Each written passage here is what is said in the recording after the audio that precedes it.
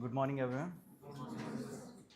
Yes, online students, good morning. And this is live session. So those who are joining us live on YouTube, so good morning to all of you. Just a moment.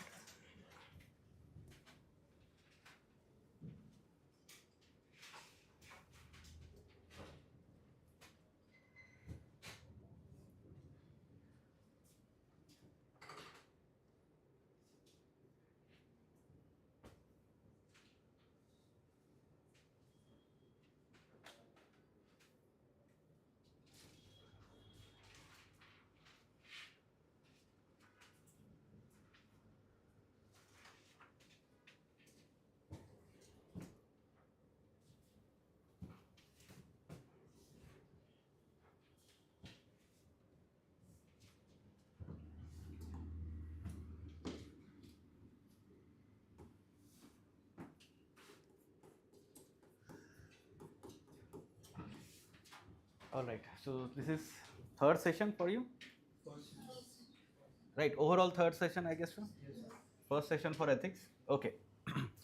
So as it is the introductory session, we'll keep it very simple and we'll keep it more interactive. We'll try to understand what this subject is all about, its syllabus, and why they have introduced this, and how we should approach in preparation of this subject. Okay, so we'll focus on these things only in this session. Okay, so first of all, whenever we talk about anything, whenever we decide in our life for doing anything, we should ask 3 WH type of question to us, and that too in sequence. Okay, so I generally call it as concentric circle model, like this. First, we should ask ourselves why we are doing this, why we should study ethics. Okay, why UPSC introduced this subject in our syllabus. This the core thing that we should understand first, and then we'll get idea about, okay, then why we are studying this, then automatically we will understand what is there to study in this part, and then how we should study. These 3 WH type of questions are basically core of anything. Let's say you have decided to prepare for this examination. The core question that you should ask yourself is why you decided to prepare for this examination. So we'll do quick exercise first, because we are getting to know each other. First I will introduce myself, and then we will try to know you through this questionnaire. Okay, so basic things we will talk. My name is Lakshmikant. I will be guiding you for ethics and environment subject. Okay, so what you can do is simply tell me your name, tell us all your name, and second question is basically it is why you decided to prepare for this examination. Okay, give honest answers. I would say that it is relevant. I am going to talk about these answers. Okay, and thereafter you should tell me that why or what thing that you will change after becoming IAS officer. The priority. Okay, the first thing that you want to change after becoming IAS officer. Okay, because this ethics subject is all about understanding your personality, understanding your intentions, why you are joining this civil service. That's why they have introduced this subject. It's about building your personality. It's about having right attitude to become a civil servant. This is what the syllabus will talk about. I will tell you whatever we are discussing for next 2.5 hours, 3 hours, it is related to our syllabus. That I am going to assure you. Okay, let's start with you. Tell me. My name is Gokul. Hmm? My chooses childhood dream, passion, future. Okay, childhood dream. Huh. Yeah. And what I want to change is like be a proper officer, do all the administrative stuff. Okay, do the honest things. Okay, honestly, you do your duty. No problem. Yes. Sir, I'm Shiva. Yes. And why I choose this UPSC was like, right from my childhood, I thought, this has a power to change anything in the district. Right? Mm-hmm. You can do whatever you want. Yes. Yes, I of thought, course.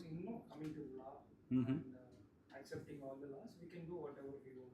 Mm-hmm. It's like, basically the king of the district, simply called as. Okay. I just like to do the simple changes in the minorities. Okay. Okay. Power. Okay. To positive changes. Huh. My name is Neetam, and I want to serve the country in various capacities, in whatever capacity that's possible. Mm-hmm. And for to to bring about a change and Mm-hmm. like, To bring the positive change. yeah, to bring Fine. a positive change. And there are many things, but Yeah. I think Understood. Okay. Huh. Myself Diksha. Hmm. Why I am choosing an UPSC because my childhood dream also, Okay. and because of my mother's desires. Okay. And next I'm coming to an civil servant, Hmm.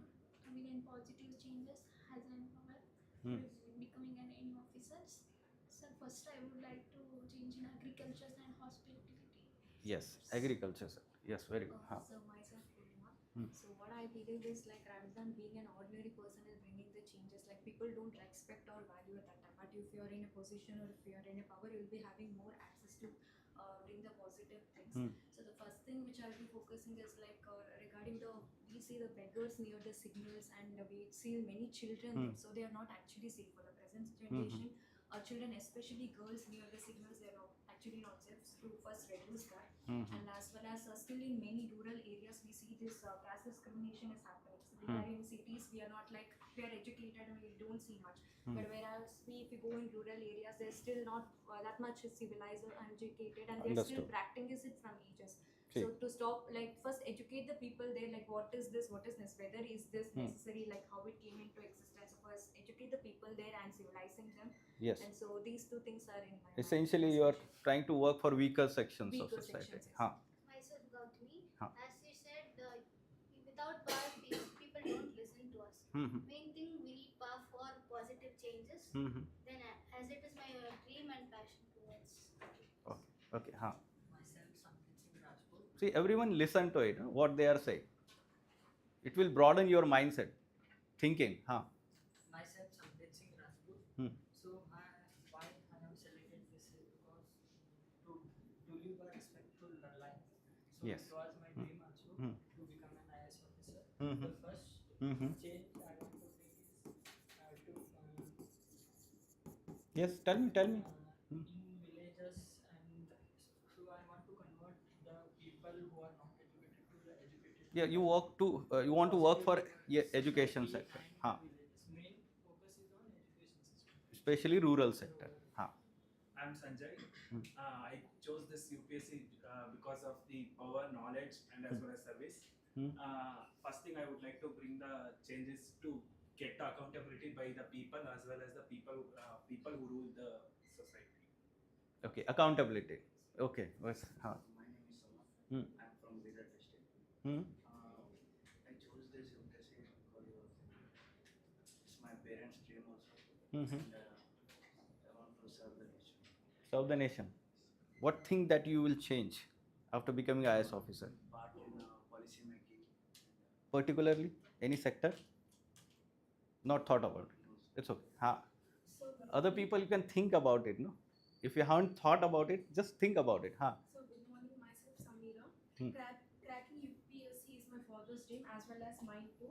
Hmm. I will serve nation and change people's mindset, Mm-hmm. which is they are capable of doing anything. Okay.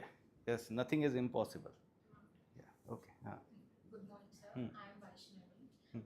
Why have I have chosen this field because of my uncles and my sister's suggestion. She is now deputy director in Tamil Nadu state. So she pushed me to do this. Okay. And I have zero knowledge about this. Hmm. And in childhood, I faced many problems in my hometown. So I thought to change my hometown itself. Change the hometown? Yes. Change the hometown first, then I change the society. Okay. Huh. Yes. Okay. Huh. What about you? Hi sir, I am Hinduja, Huh. and I'd like to firstly serve the nations. This is the purpose I took up the exam. Mm-hmm. And the other is I'd like to bring a lot of formalization in the society. So a lot of accountability and a lot of untouchability stuff is there that happens. So there needs to be something. Yes. So many problems are there. You want to, of course, find the solution. Huh. Hello, sir. My name is Pranita. Why have I chosen this? Since beginning, I wanted to pursue something in my career which where I can utilize my complete capacity and to serve the nation. Hence, I did MA Public Policy. It was going quite good, but there's nothing that could happen without power in your hands. That is what made me get into UPSC field. Okay. Think that I would change. My interest lies in women and child development. And again, the particular scheme varies from region to region. Once I study the region, I can. Sure, sure. Yeah, tell me. Myself, Nishchita sir. Hmm. Becoming an IAS officer, it's my dream and my parents' dream also. Mm-hmm. And becoming an IAS officer, I helping poor people and privileged people and rural areas. Underprivileged. Yes. See, whatever you are saying today, that why you want to join the civil service, I want you to write down on a blank page, and I want you to paste in front of your study table this thing. Okay, till the last date you become IAS officer, it should be motivation to you. That's why I told you, be honest. If it is not honest answer, it will not motivate you throughout this journey. It is very important. That's why I told you core question is why. Yes. My name is Rishita. Huh. Actually, the honest reason is so far I haven't achieved anything greater in my life. Mm-hmm. So I want to challenge myself that Mm-hmm. if I put my entire effort in this exam, will I Mm-hmm. be able to crack this exam? Mm-hmm. So that's the main thing. Mm. And also, one more issue is the corruption. I've seen a lot of corruption around me. I Mm-hmm. want to change that. Okay. I don't know how I'm going to change that. Yes. I believe that if I get into this service, I could bring some change. Yes, we are going to learn about it. Of course, it is a syllabus topic. How we are going to deal it, we will solve that. Okay, we'll try to understand how to deal with corruption. Huh. My name is Devika, Huh. and it wasn't my childhood dream. Like when I was introduced to the name called power, like how can it be? Like there is two ways: politics and the government Mm-hmm. services. But for politics, you have to play dirty games. But for this, you don't want. Like possible changes can be brought through action, brought into action. So I Mm-hmm. chose this. Mm. And also, my first thing to do after becoming an IAS officer is to improve the education system. Hmm. Okay, education sector. Good. Okay. Huh. Myself, see, yes, sir. Huh. To be honest, civil service is not my kind of thing. My parents actually wanted me to do it. Hmm. And both of them are from the state government background. Mm-hmm. Mom is a police and dad is a teacher and all. Mm-hmm. So they wanted me to go for this central government job. Okay. Hmm. So yeah, power basically. Okay. Anything that particular you want to change? I just wanted to serve the nation, sir. I actually wanted to do uniform service. Whatever it comes. Okay, Whatever. no problem. Huh. I'm Mamshita, and it was not my childhood dream to become a UPSC aspirant. I always wanted to become an astronaut actually. Astronaut. Okay. Yeah. Fine. Huh. But when I was in degree, my dad kind of pursued me to join Okay. UPSC. Mm-hmm. And digging more into the information, I got a little bit interested. And my dad, like in our family, most of the people are from government sector. So Okay. my dad kind of Fine. told me to come here. Fine. Fine. Huh. And my thing is, I would like to be involved in a globally sector when it comes to government.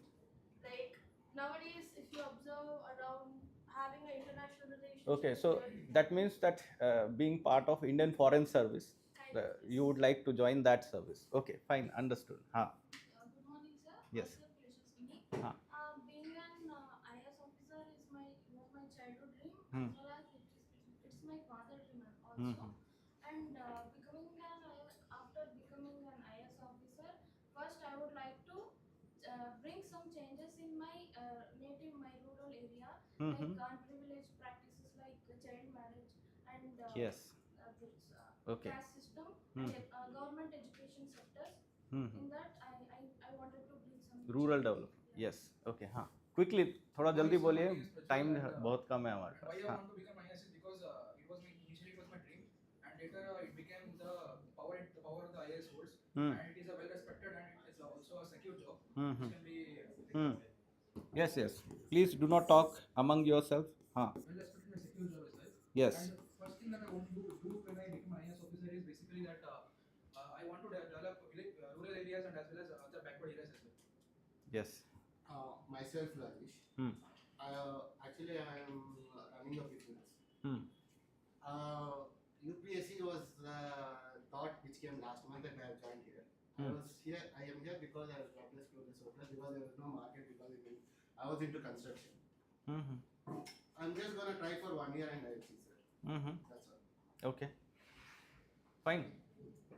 Okay. My name is Tejas. Why UPSC means it's my childhood dream of becoming IPS officer and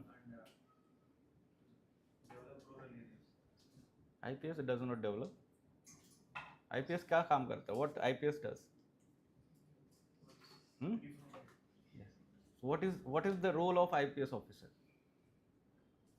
Apart from doing that, fighting with gundas and all these things that we see in movies. Yes, ensuring justice to the people, no? When they are, dealing with those who are accused, those who are victims. So basically ensuring justice, rule of law, ensuring law and order. Right? This is the function. I am making you aware about what are all the tasks, because it is there, because you are going to be a decision maker when we will deal with the case studies part in this syllabus. Case studies. You will be actually taking the decisions.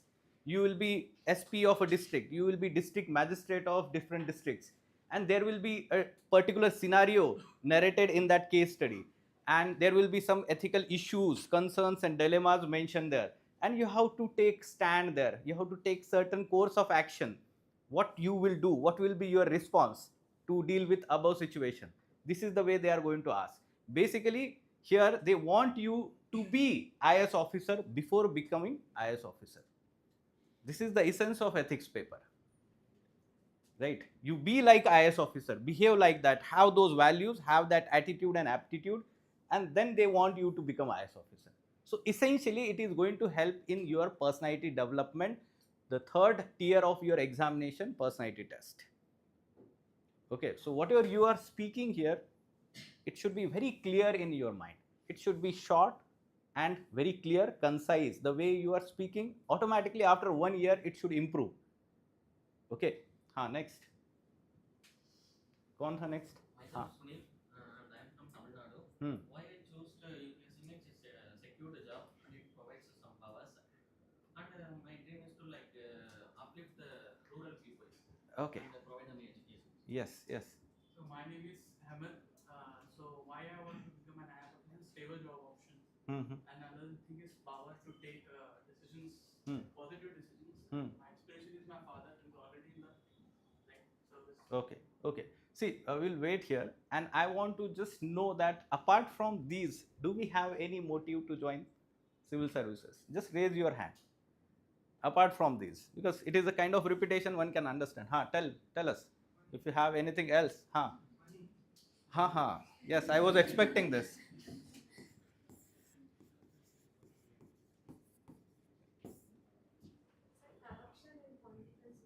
Yes, you want to deal with corruption. Yes, someone has also mentioned that.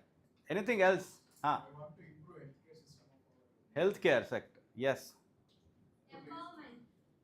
Empowerment, women empowerment particularly. Very good. To build a strong trust among people that competition is equal for everyone, whether it is a politician. Fairness, merit. Very good. Justice system. Justice system. Yes. Anything else? Dynamic life. Sorry? Gives a dynamic life. Dynamic, challenging. Yes. Challenging, we can say that. Situations you have to face. Anything else? exposure and networking. Exposure and networking. Yes, that is also good. Online students, you can also share quickly if you have anything else to share here. The allowances also we get. Sorry? House, Yes, we can say that. Job security part. Allowances, perks, so many things. How many of you have seen the district magistrate house? Yes, of course, from outside. You may not have entered inside. So how is it like? Yeah, it's a bungalow, it's a mansion. You must be thinking, how many people are living inside? Let me tell you, the district magistrate himself will not be staying for 70% of his time in that bungalow. He will be at work, doing, all the time work outside or outstation, whatever, let's say, reason he might be. So why he has been given that? Already there is lack of affordable housing. Already there is lack of space. Still he is given bungalow. What do you think? Should not be greedy or I'm telling you, no, he is not there for 70% of his time there. Right? Yes, it is part of job security. It is because he must have that feeling that his family, his loved ones are safe, they are taken care of. That's why the government takes care of family. Try to understand. The government will provide naukar, chakar, gadi, everything. Okay. And now the civil servant, IAS officer, is without tension. He is ready to serve the people. He is not worried about the family. You can imagine the kind of force, or we can say that efficiency, he is going to work for people now. Now, same thing you can talk about is, suppose he is given 2 BHK, one house somewhere. So he is always concerned about the, let's say, children's safety, children's education, all these things are there, no? Divert, right? So basically the government provides job security, allowances, perks to ensure that you have commitment to public service, dedication to public service. It is expected from you. Okay, rather it is expected that without all these allowances also you should work. But human, human nature, the way she mentioned, greed. Okay, now we are going to talk about that here in essence of ethics. Basically, we are going to understand what do you understand by human nature. And different philosophers have talked differently about human nature. Some will say that human is selfish. How many of you believe that human is selfish? All. But some philosophers believe that human is loving, caring, and ethical being. How many of you?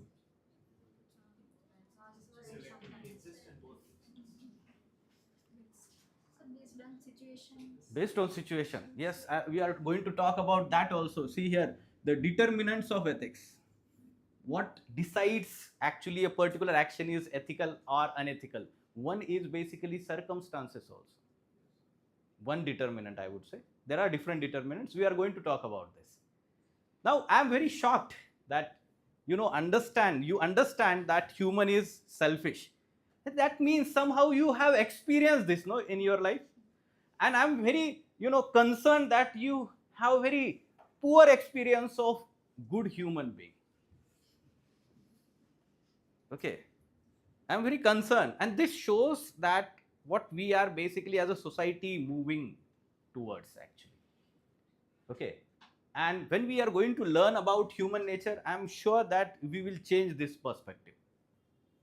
Okay. We should change this perspective. Right? Yes. Fine. Now you have understood human nature. But yes, when we are talking about human nature, I will basically discuss one incident that recently you may have come across on social media.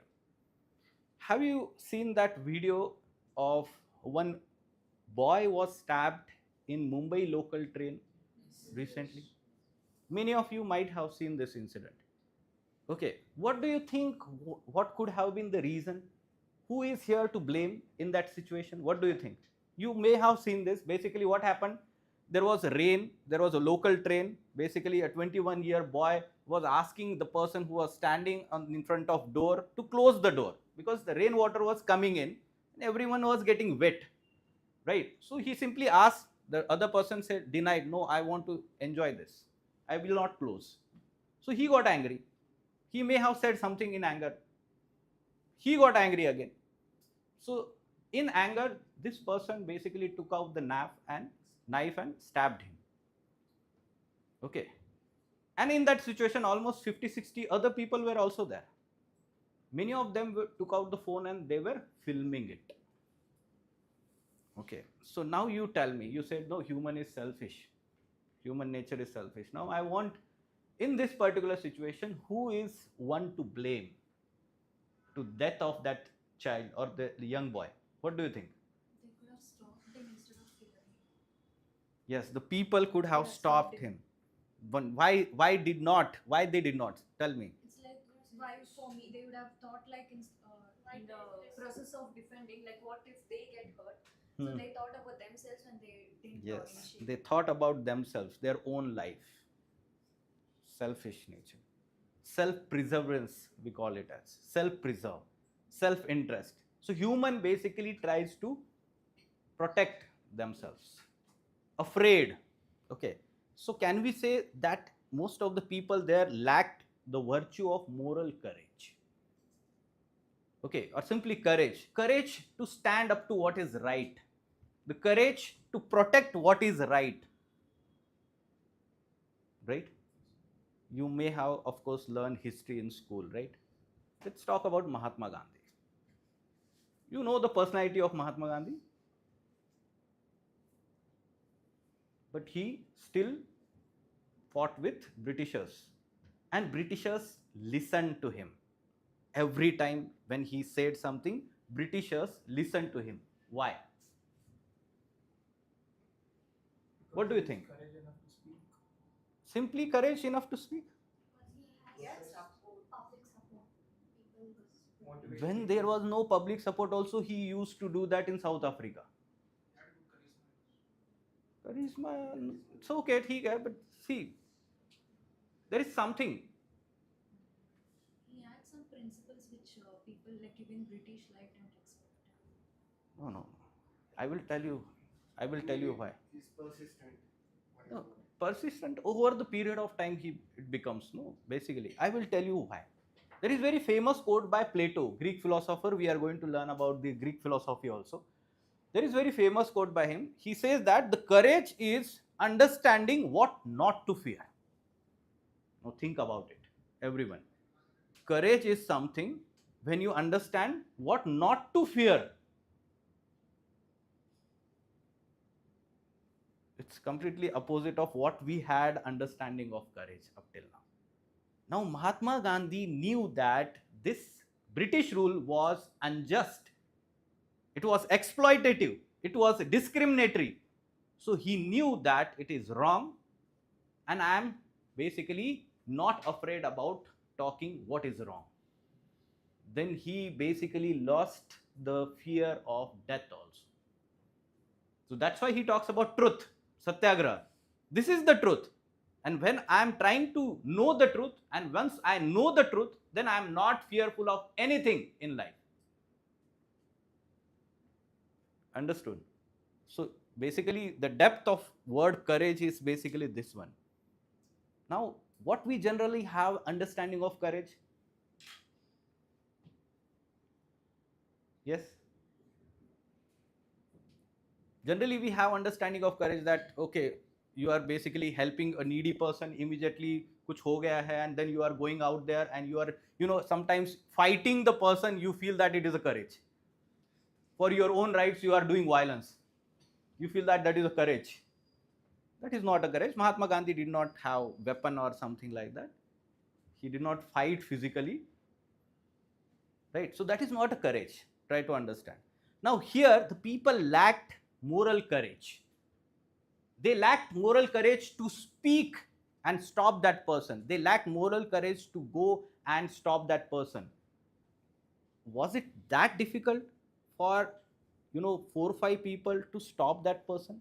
ठीक है, थोड़ा वो मोटा सा था, थोड़ा healthy था वो person, but basically you can see that in our childhood, or I do remember that, or even you may have seen, suppose 2 people are fighting on the road. What do you observe that other people do most of the time? No, that is the new thing that we are observing. Watch. He says watch.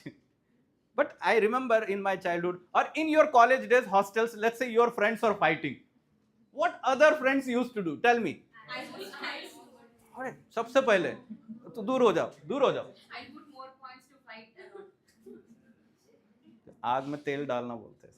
Take stand for friends. Basically, you will immediately try to separate it. This is what the spontaneous reaction that you have, right? Immediately you will try to separate them. अरे तू शांत हो जा, तू शांत हो जा. And after 5 minutes, basically they themselves understand that what you are doing. Right? We'll talk them out. Basically, we'll ease them. So basically, you can see that the people are not doing this nowadays. Even there is a road rage incident, and people, the way she mentioned, they are watching, they are filming nowadays. But I remember in my childhood, if suppose people are fighting, they used to come and stop them, even if they are unknown to each other, of course. Okay, क्यों झगड़ रहा है भाई, छोड़ दे ना, माफ कर दे. This is the way they talk, right? But here what we are doing, we are not involving here.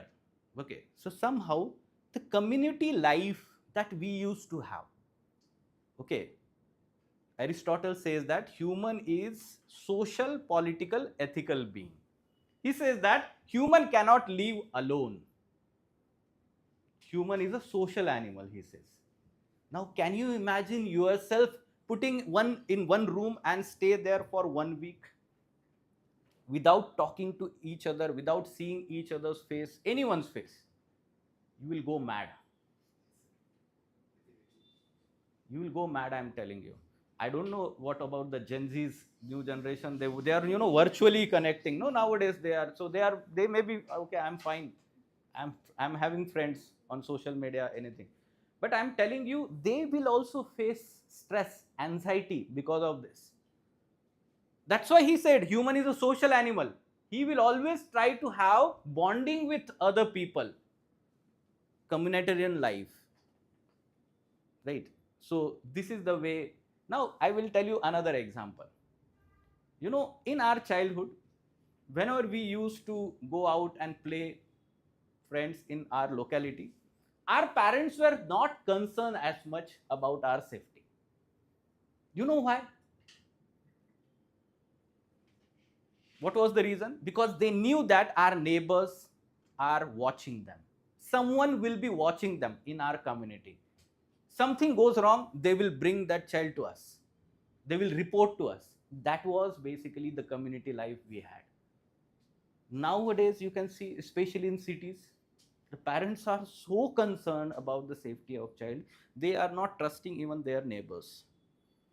This is the way we are moving towards individualistic life. It has its own positives, of course. It's not like it is completely negative. But yes, you should understand that I'm giving this example in day-to-day life so that you can relate. And it is related to our syllabus here. It is related to our syllabus. Now, why we ask this question?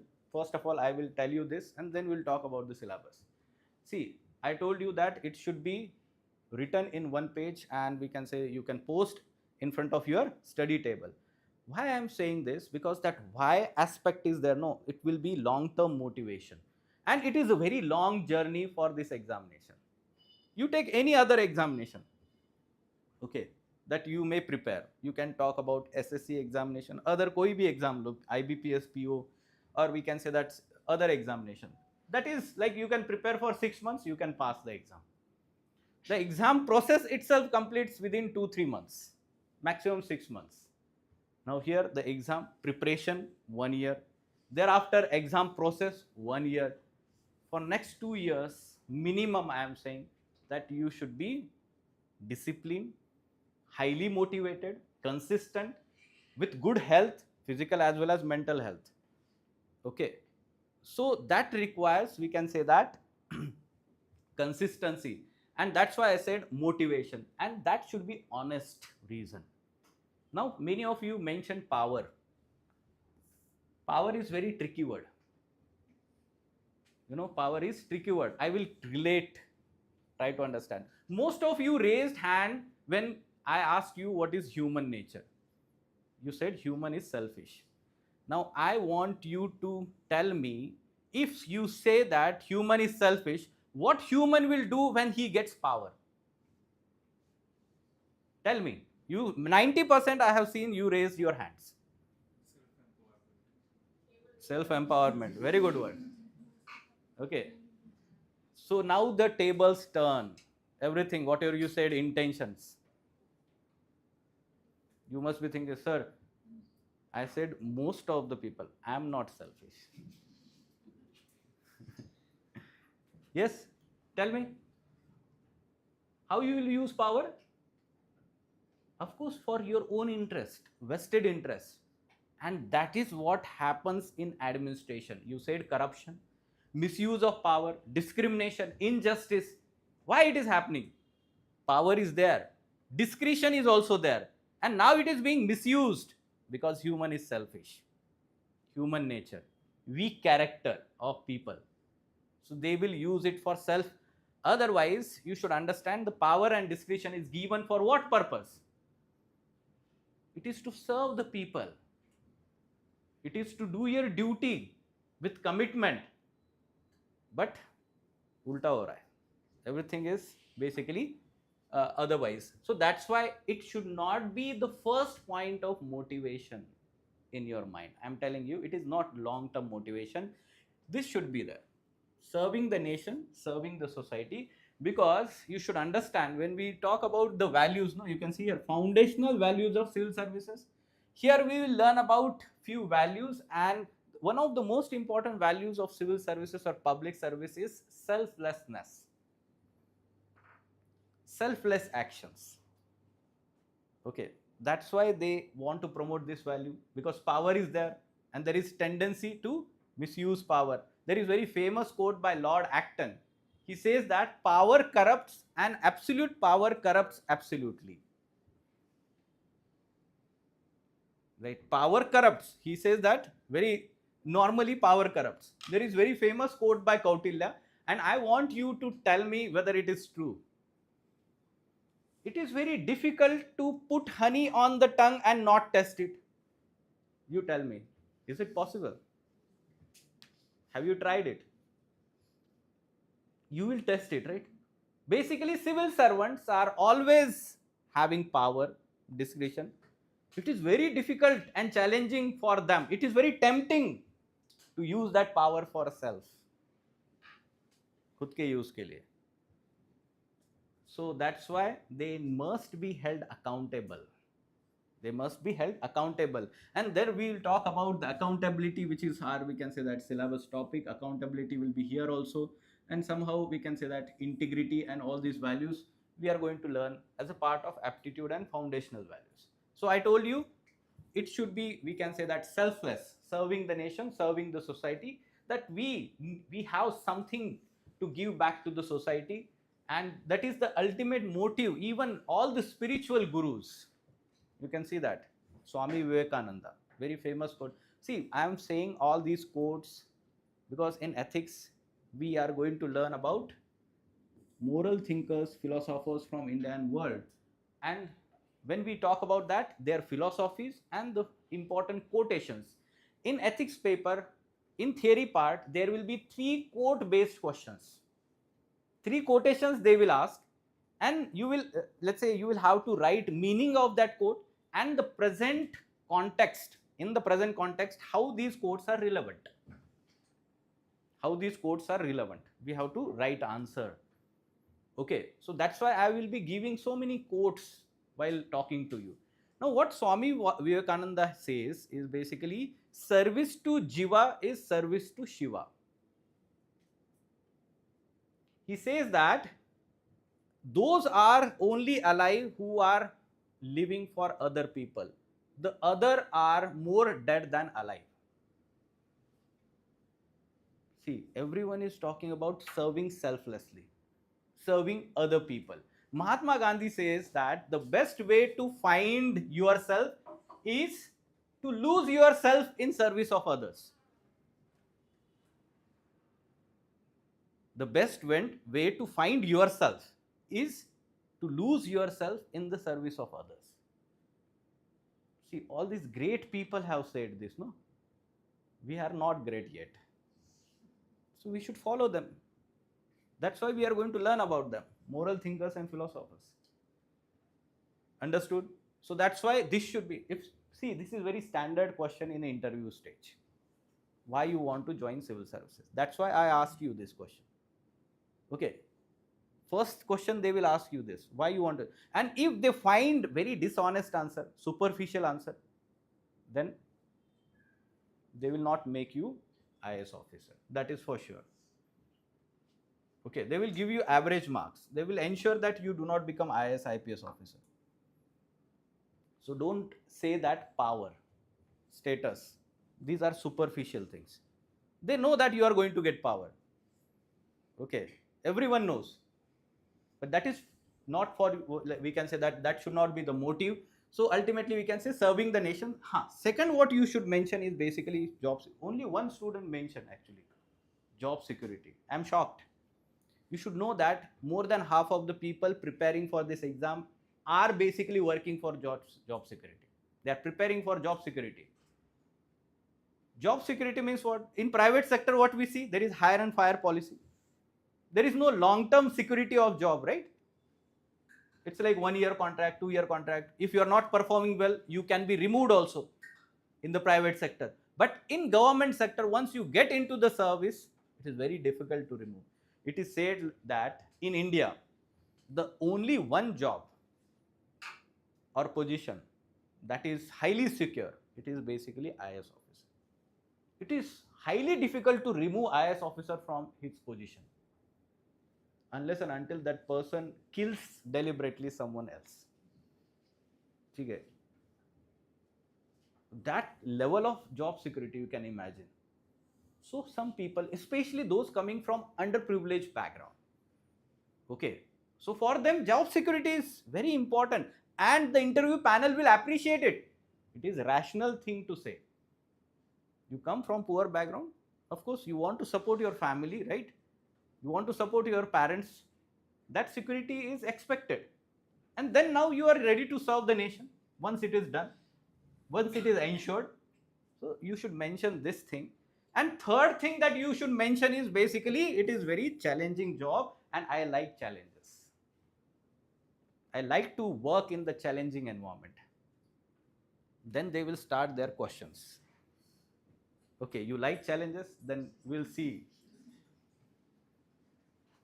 But it is always, good answer. Basically, you try to give these three. Don't say, never, ever. Even if it is up to this point, don't let it come outside your mouth. Money. Okay. Immediately they will ask you to leave, basically. Okay, but yes, as it is your first session, no, that's why you are saying this actually. Don't worry, after completion of syllabus, you will say that I want to become IAS officer and I want to serve the nation. I hope that it will be feeling that you will have. Okay, now why aspect is there done from your side. Now I will tell you why UPSC introduced this paper. That is also very important. In 2013, when the syllabus changed, UPSC introduced this as a separate paper, GS4. Okay, this is GS4. So how many papers we have? Total 9 and 7 compulsory, right? So in that 4 GS papers are there. So this is GS4 paper, right? Ethics subject. Now why they introduced in 2013? Let me tell you that whatever we are going to learn here, UPSC basically used to teach this or making all these aspirants aware after becoming IAS officer in the foundational training of Labasna. 2 years training will be there after becoming IAS officer. Where? Mussoorie, Labasna. Many students actually keep the photo of that Labasna Institute as a motivation. That I want to go here. Okay. Basically, that is also motivation, no? Right? What I am telling here is basically UPSC introduced this subject because earlier, after becoming IAS officer, they used to train all those aspirants in this syllabus. Now, tell me, when you get the power, when you get the job security, will you try to change your personality through this? So it was not effective. You will not change your attitude once you get the power. You said, no, human is selfish.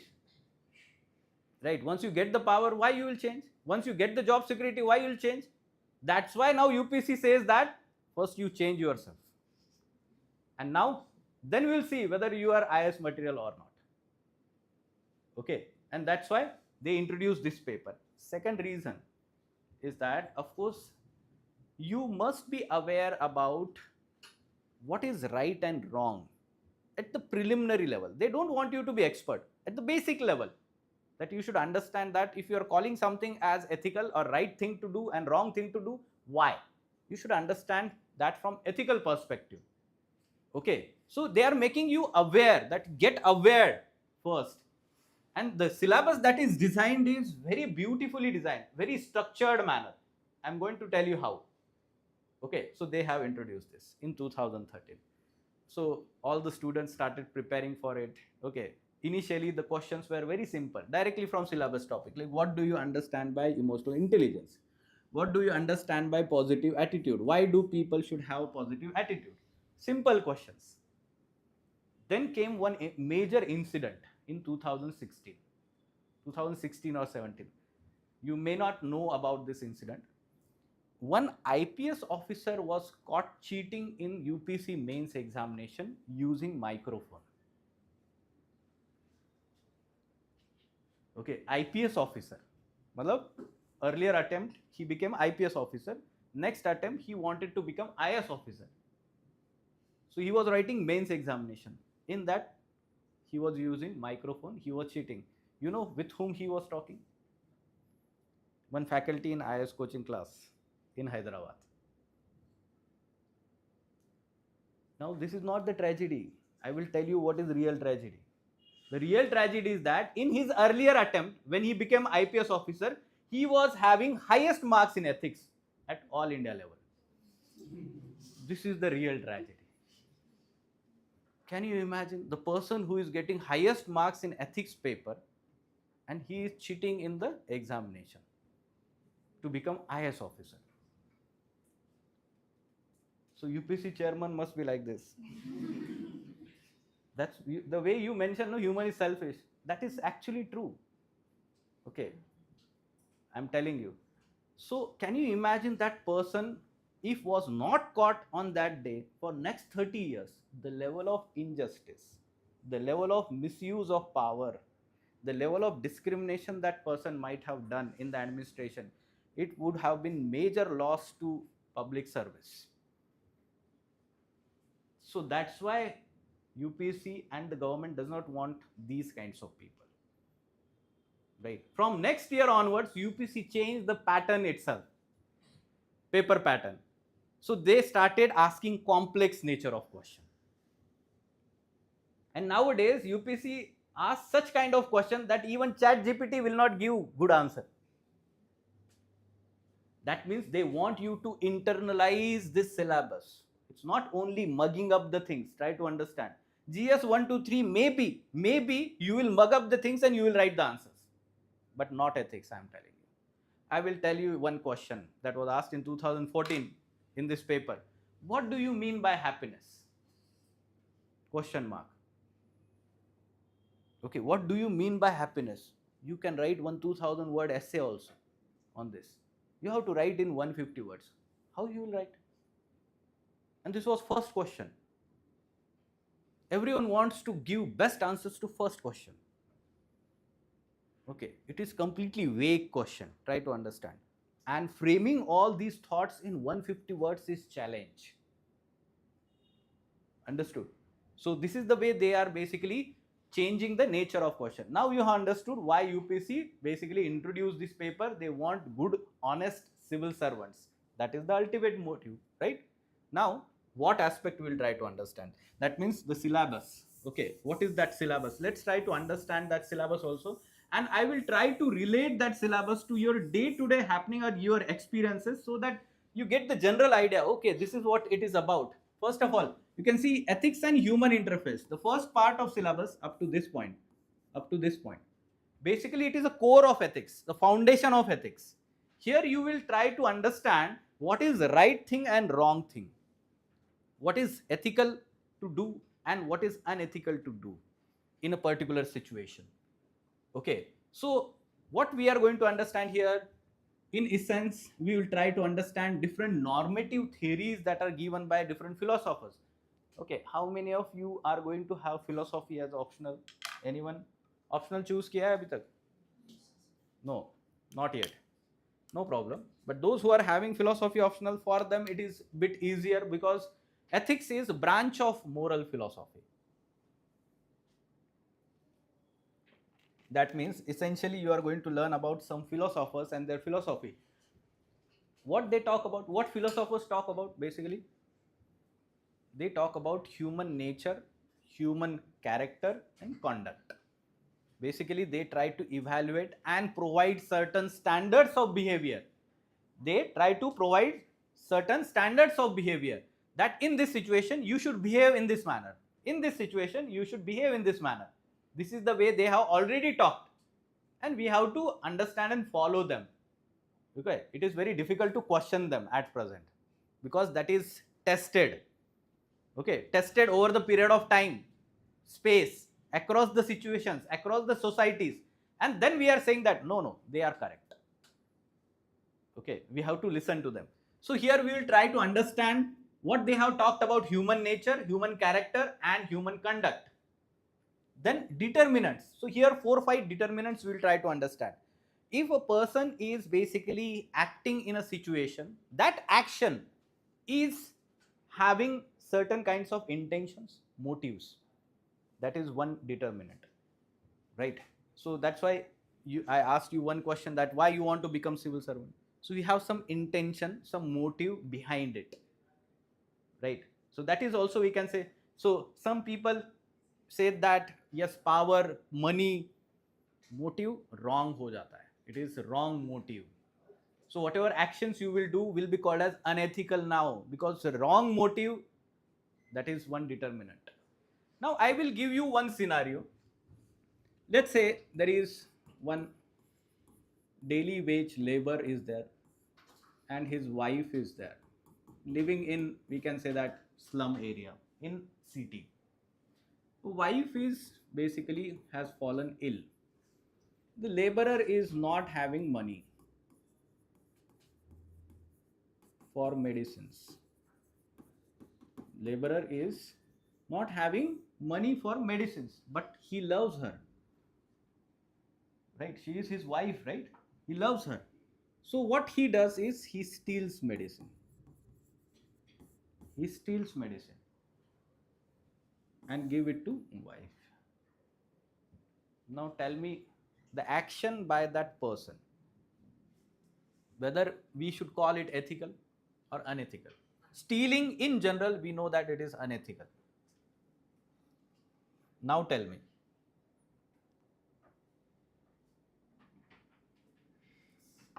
So it is ethical until it comes to him, but it is unethical when it comes to the society. He had steal the medicine also. Maybe the vendor, he might be also poor. He's also working for his family, of course. Stealing medicine from him may loss to him, right?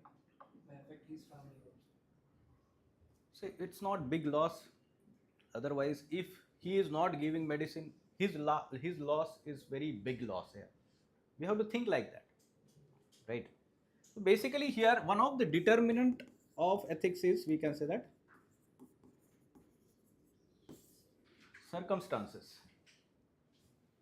right? So in that circumstance, I will tell you, there is a circumstance that someone is having weapon and is basically aggressively approaching you and basically threatening you to your life.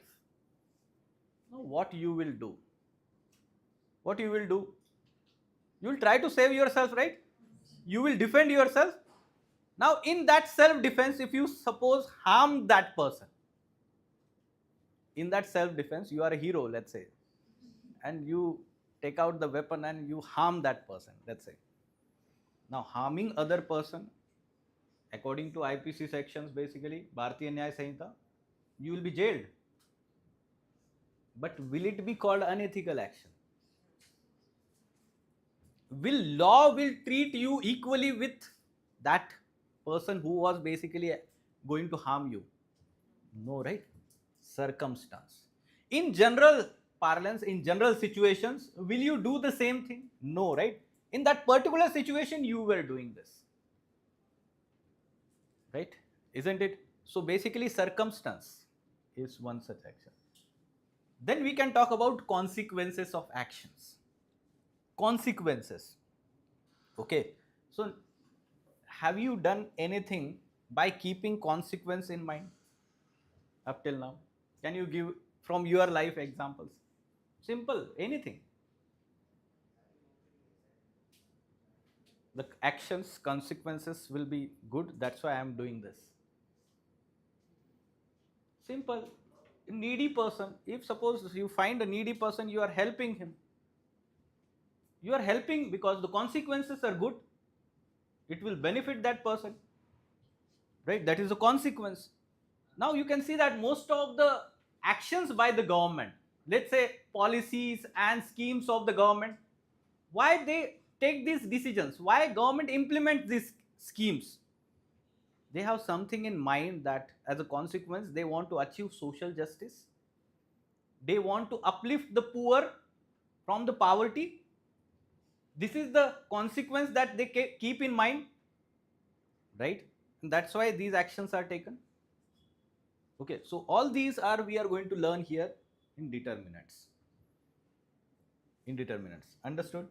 Then consequences also same thing. Then we can talk about dimensions of ethics. Okay, it is purely theoretical aspect. What are the different dimensions of ethics? One is normative ethics. Second, we talk about descriptive ethics. Third, we talk about applied ethics. Okay, applied means what? Specific to particular sector. Anyone from medical background, graduation? Yes, you tell us that what is the most important value in the medical field? Service? Service to the patient with complete honesty. Anything else? Saving life of patient is the utmost important principle that you have in any circumstance, right? Even if it is threat to your life, you will try to save the life of person. Basically, it is medical ethics. It is the value in medical ethics. Same if you talk about the media or journalism. Anyone from that background? Basically, they will try to find the truth and bring it before the people. That is the media ethics. Okay, they want transparency. They will try to find the truth. This is media ethics. Similarly, we have civil services values. That is, we can say bureaucratic ethics for civil servants. They have specific values. So every profession has certain standards of behavior that they have to follow while working. At work, I am saying. So that is called as, we can say, applied ethics. Okay.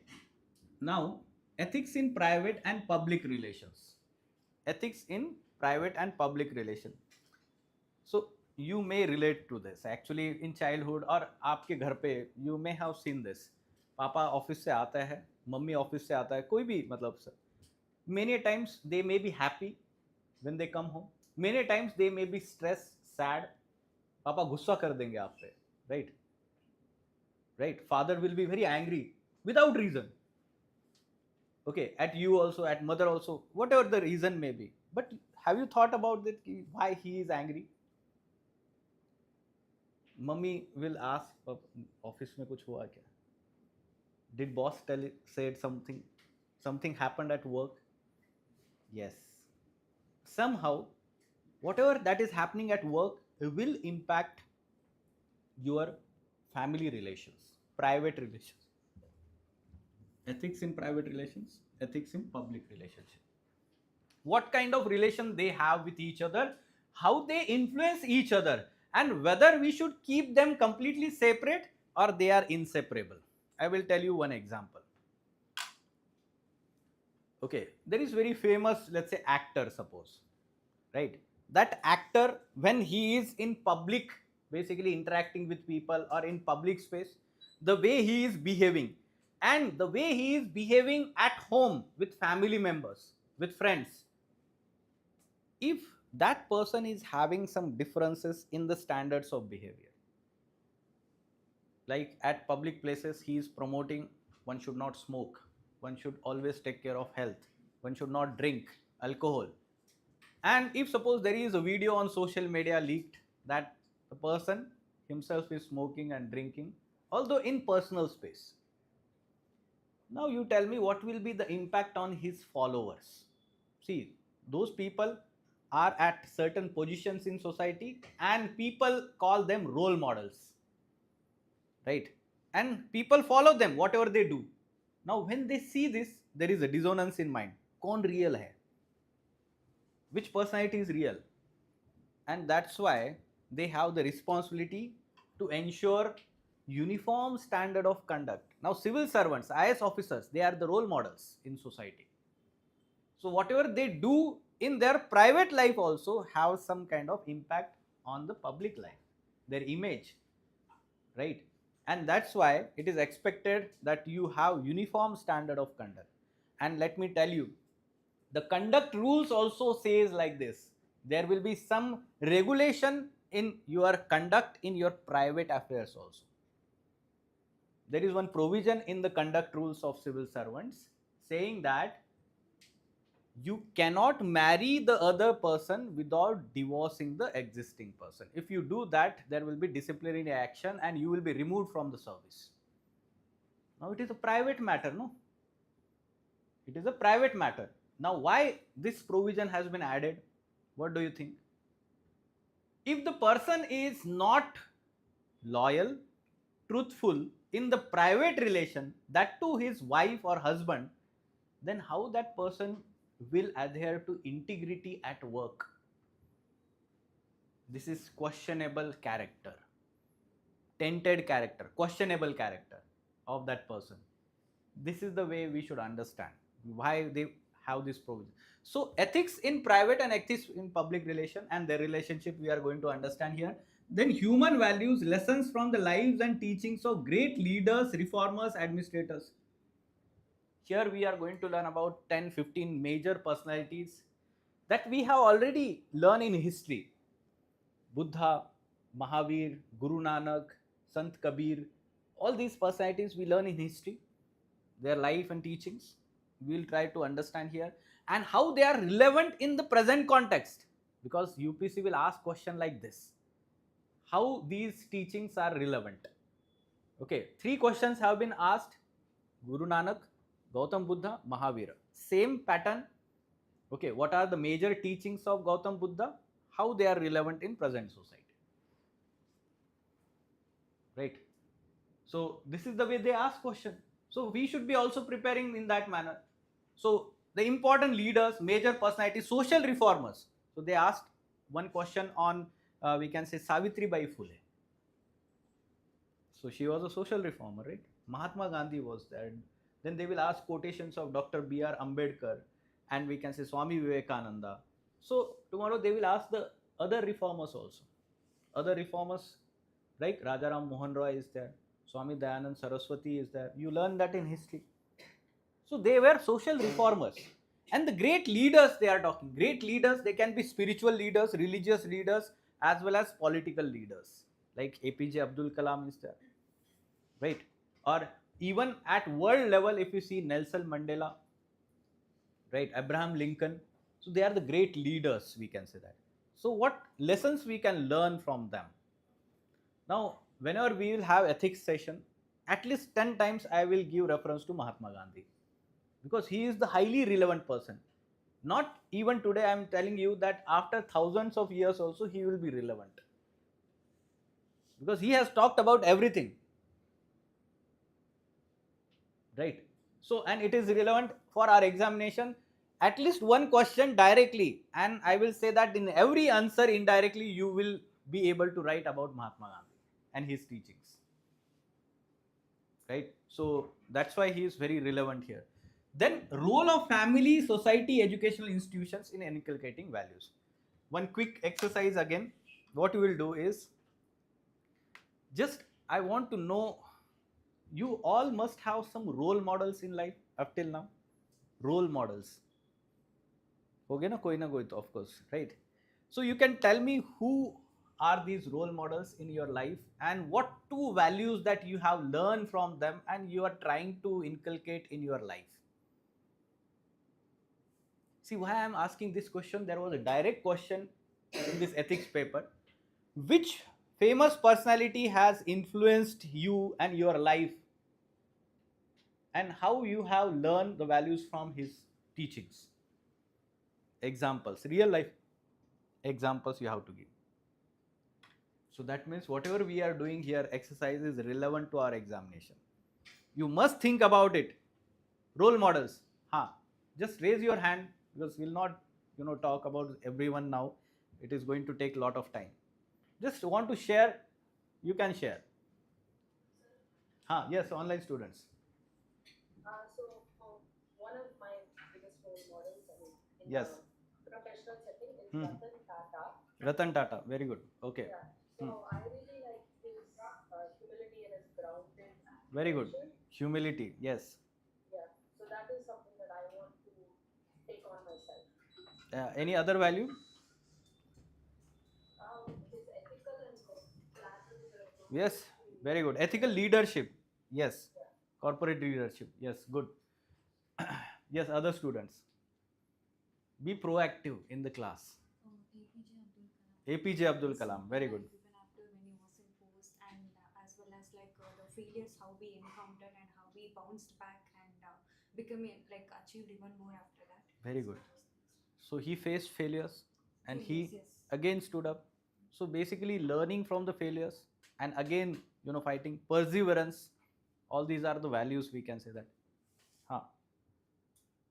Mine is Sailendra Babu, IPS. He is currently working in Tamil Nadu. Okay. He's like persistent and honest officer. Okay. And his training, everything, his inspiration, speech and values. Yes. Inspire me to. Very good. follow Very the good. same. Okay. I did a podcast with him as well. Okay. in Very my good. school days. Okay. But try to understand. ठीक है, वो भी अच्छा है. I am not saying that it is wrong or something that. But when you write in answer, no, it is expected that you mention either of your parents or teacher or some great personality. It is expected. Try to understand. He may be good actually, but he might not have the great things yet. Most of the people, including the examiner who is going to check, he may have to Google that name. So we should not do like this. It should be at least well-known personality, I'm talking about while writing the answer. It's fine. It's a good thing that you are encountering good people actually. So Lal Bahadur Shastri. Very good. LBS. बताइए. He gave up his own ministry when the railway accident happened. Very good. What is that value? That is, firstly, he takes up on the responsibility. Very good. Responsibility. Now, what our education minister presently is doing? See, I don't want to be political. ठीक है. But you can understand the difference. Owning up the responsibility. Right? He was not actually responsible for a train accident. The driver was, or whatever the reason might be. Okay. But he owned the responsibility because he was heading the department, ministry. This is the ethical leadership. Taking responsibility. Right? What else? And also his simple lifestyle. Very good. Simplicity. Yes. No. Dr. B.R. Ambedkar. Very good. Dr. B.R. Ambedkar. बताइए. Until his last breath, he worked for the people. Very He's good. the voice of voiceless. Very good. And he had many problems, but he worked and he overcome that failures. And, Yes. He says that educate, agitate, and organize. Very good. It really works. Actually, it really works. Right. Yes. See, I will tell you one very important thing about Dr. B.R. Ambedkar. That yes, from his childhood, in his life, he faced a lot of struggle. Right. During that time, belonging to certain caste in our society was very difficult. In that, he actually fought. He took the education. Of course, the struggle was, it was very difficult at that time. And after becoming, famous lawyer, and he went to London, he took the education there also, higher education, everything. He might have thought that I will live luxurious life now. I will settle in London and something like that. Selfish people will do this, right? I have done lot of struggle. Now I will rest. I will see my future, my family's future. What he did, he actually worked for betterment of those people who face similar struggle. Now that is the great personality do actually. All great personalities. Okay. So if you have faced, someone mentioned that there is lack of education in my hometown or rural areas. So you might have yourself faced this, that struggle, and you must have that feeling that no other person should face this, that I should work for this thing, right? So this is basically you are moving towards greatness, serving other people, right? Yes, other any other example? So my late mother, her name is Banu, Mm-hmm. and she taught me like to be kind. Mm-hmm. Wherever you are, how much you grow, how Mm-hmm. much power you have. No, you should have the kindness towards even to the people. You shouldn't have any grudge even to the enemies or Kindness. anyone. It's not like they might have done something wrong in your life or others, but still you should be kind. Yes. Looking at to their families, Yes. circumstances. That's one thing, and one more thing is like my mother had faced lot of discrimination. Yes. Discrimination. Yes. Poverty. She's from backward class. She had faced lot of issues in the society. So one thing she taught me like no one should face the same discrimination or something Very good. because of me. One thing, and she taught me like I should be the change before I make something to change in the society. Yes. I have to start it from me. Very good. Yeah, so that that's one thing that I have to. See, adapt most into of the UPSC. students can relate, try to understand. Just they are not speaking, right? Your parents have given so many values to you. Basically, you are the good person today because of your parents, your teachers. Try to understand this. That is the core thing for every human. And there we are going to learn about this role of family, society, education institutions, socialization process. Why I am asking this is basically this one, role of family, parents, and all these things. Now I will tell you one example. Our parents used to tell us that we should own up our actions, we should own up our responsibility of what we do, right? But as we grow up, somehow we forget this value, right? And that is, we can say that the problem. I will tell you, narrate you one very beautiful, let's say, incident in movie Ferrari Ki Sawari. Sherman Joshi, the movie is there basically. Thoda purana hai, you may not have seen that Bollywood movie. So what is there, one small incident is there. Basically he is driving a bike and going to office, and he is basically dropping his son on the way to school. Okay, now when he is talking to son, because of, let's say, lack of attention, he actually jumps the red signal. But immediately after moving ahead, he get to understand that I have jumped the red signal. So what he does, he basically turns around and goes to the traffic policeman. Okay, he goes to the traffic policeman, and what he says there, he says there that I have jumped the red signal, please issue me a challan. Now the traffic policeman is saying, साहब किसी ने देखा तो नहीं ना, तो जाइए ना आप. Why you are standing here? No one has watched you. So why you are there? No one has watched you to jump while jumping the red signal. So why you are coming here and issue the challan and all these things? Now what he responds in that situation? He says that, Bhai Sahab, my son is here and he has watched me jumping that red signal. Now what he gets the idea that if I do something wrong or illegal, I may get scot-free without any punishment. So that value he may imbibe. Now when he is basically asking that policeman to issue challan, that means he is giving value to his son that own up the responsibility. You have done something wrong. So you should be owning up, give the penalty, whatever the wrong that you have. This is the way parents give values actually. Right? So role of family is very important in that way. Isn't it? So this is the way we should understand. Anything? Yes, one student has mentioned R.N. Kao, former director of RAW, core qualities. Yes, meticulous to the details, geopolitical, strategical thinking. It is more of a technical, but it is okay. No problem. One can be motivation. Yes, no one has motivation. Virat Kohli, no one RCB fan. Sir, Major Ashok, he was in the army, sir, and He lost his both of his legs in an accident, and he became warden to us in Sainik school. And he used to take only pension from whatever the major thing, and he was not taking any salary for serving as a warden till now. Good. Okay. Honest. We can say honesty is also there, right? In that, which values you learn? Even though he has lost the ability to serve the nation in that field, he had taken the other option, and he had Yes. used his And whatever capacities he is trying to serve the nation, serve the society. Very good. Yes. Father role model किसी का नहीं है? CR7. Sorry? Cristiano Ronaldo. Cristiano Ronaldo. Yeah, he retired. Yeah. Not giving up mentality.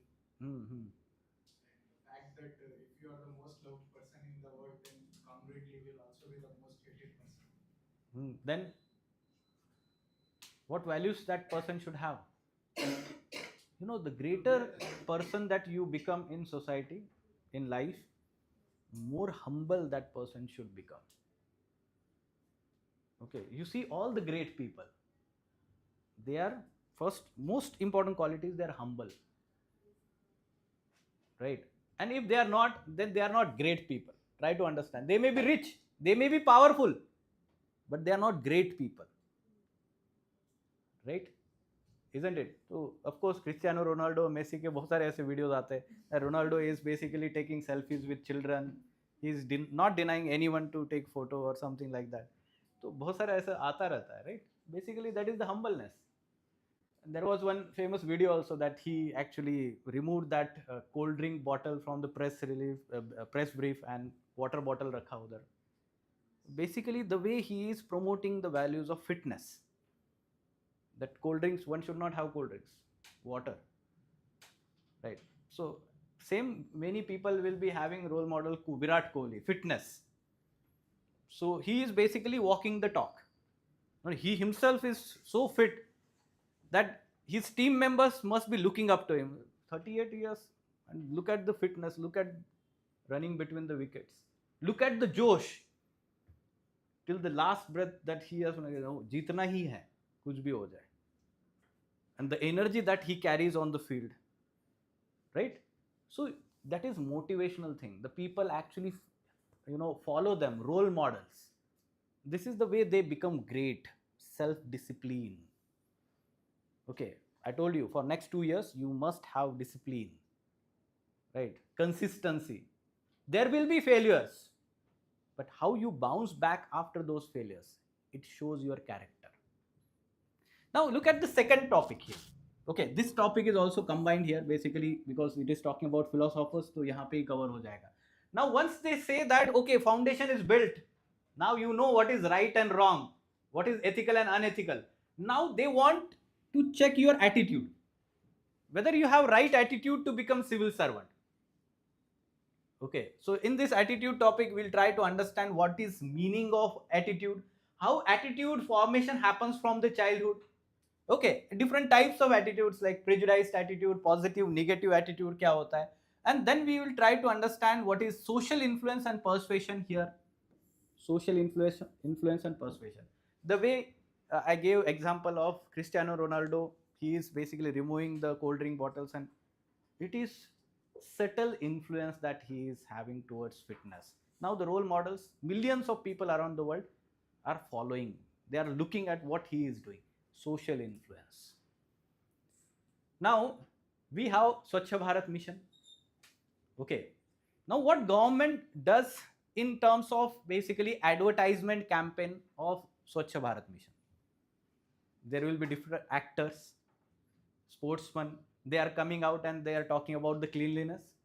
Why they are having, or government is hiring them for this purpose, this job? Yes, they carry the social influence, and basically when they persuade the people about certain positive message, then people will listen, people will follow, right? So Amitabh Bachchan, Devi aur Sajjano, so when he sees there is some wazan, weight in his voice, people will listen what he wants to, right, wants to say. So this is the way social influence. Then IAS officers or civil servants, they have also social influence and persuasion. Suppose there is emergency situation or disaster is there in your city or district, or suppose there are, let's say, conflicts and violent situation, communal riots, some kind of tensions are going on. So when you come out and speak to the people that you maintain calm, people should not come out of their houses, curfew is implemented, so people will listen. You have that influence on the people. Understood? So social influence and persuasion, we are going to learn different techniques of social influence and persuasion. Okay. Then we are basically, then they get that, okay, you have right attitude to become IAS officer. Then they are saying that, let's see whether you are having aptitude to become IAS officer. Okay. You must be thinking, sir, what is this? What is difference between attitude and aptitude? What do you think? General understanding? Yes.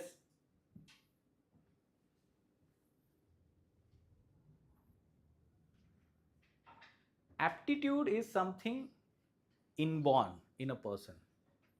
I am good at mathematics. It is wired in my brain, genetic makeup. I am good at drawing. It is genetic thing.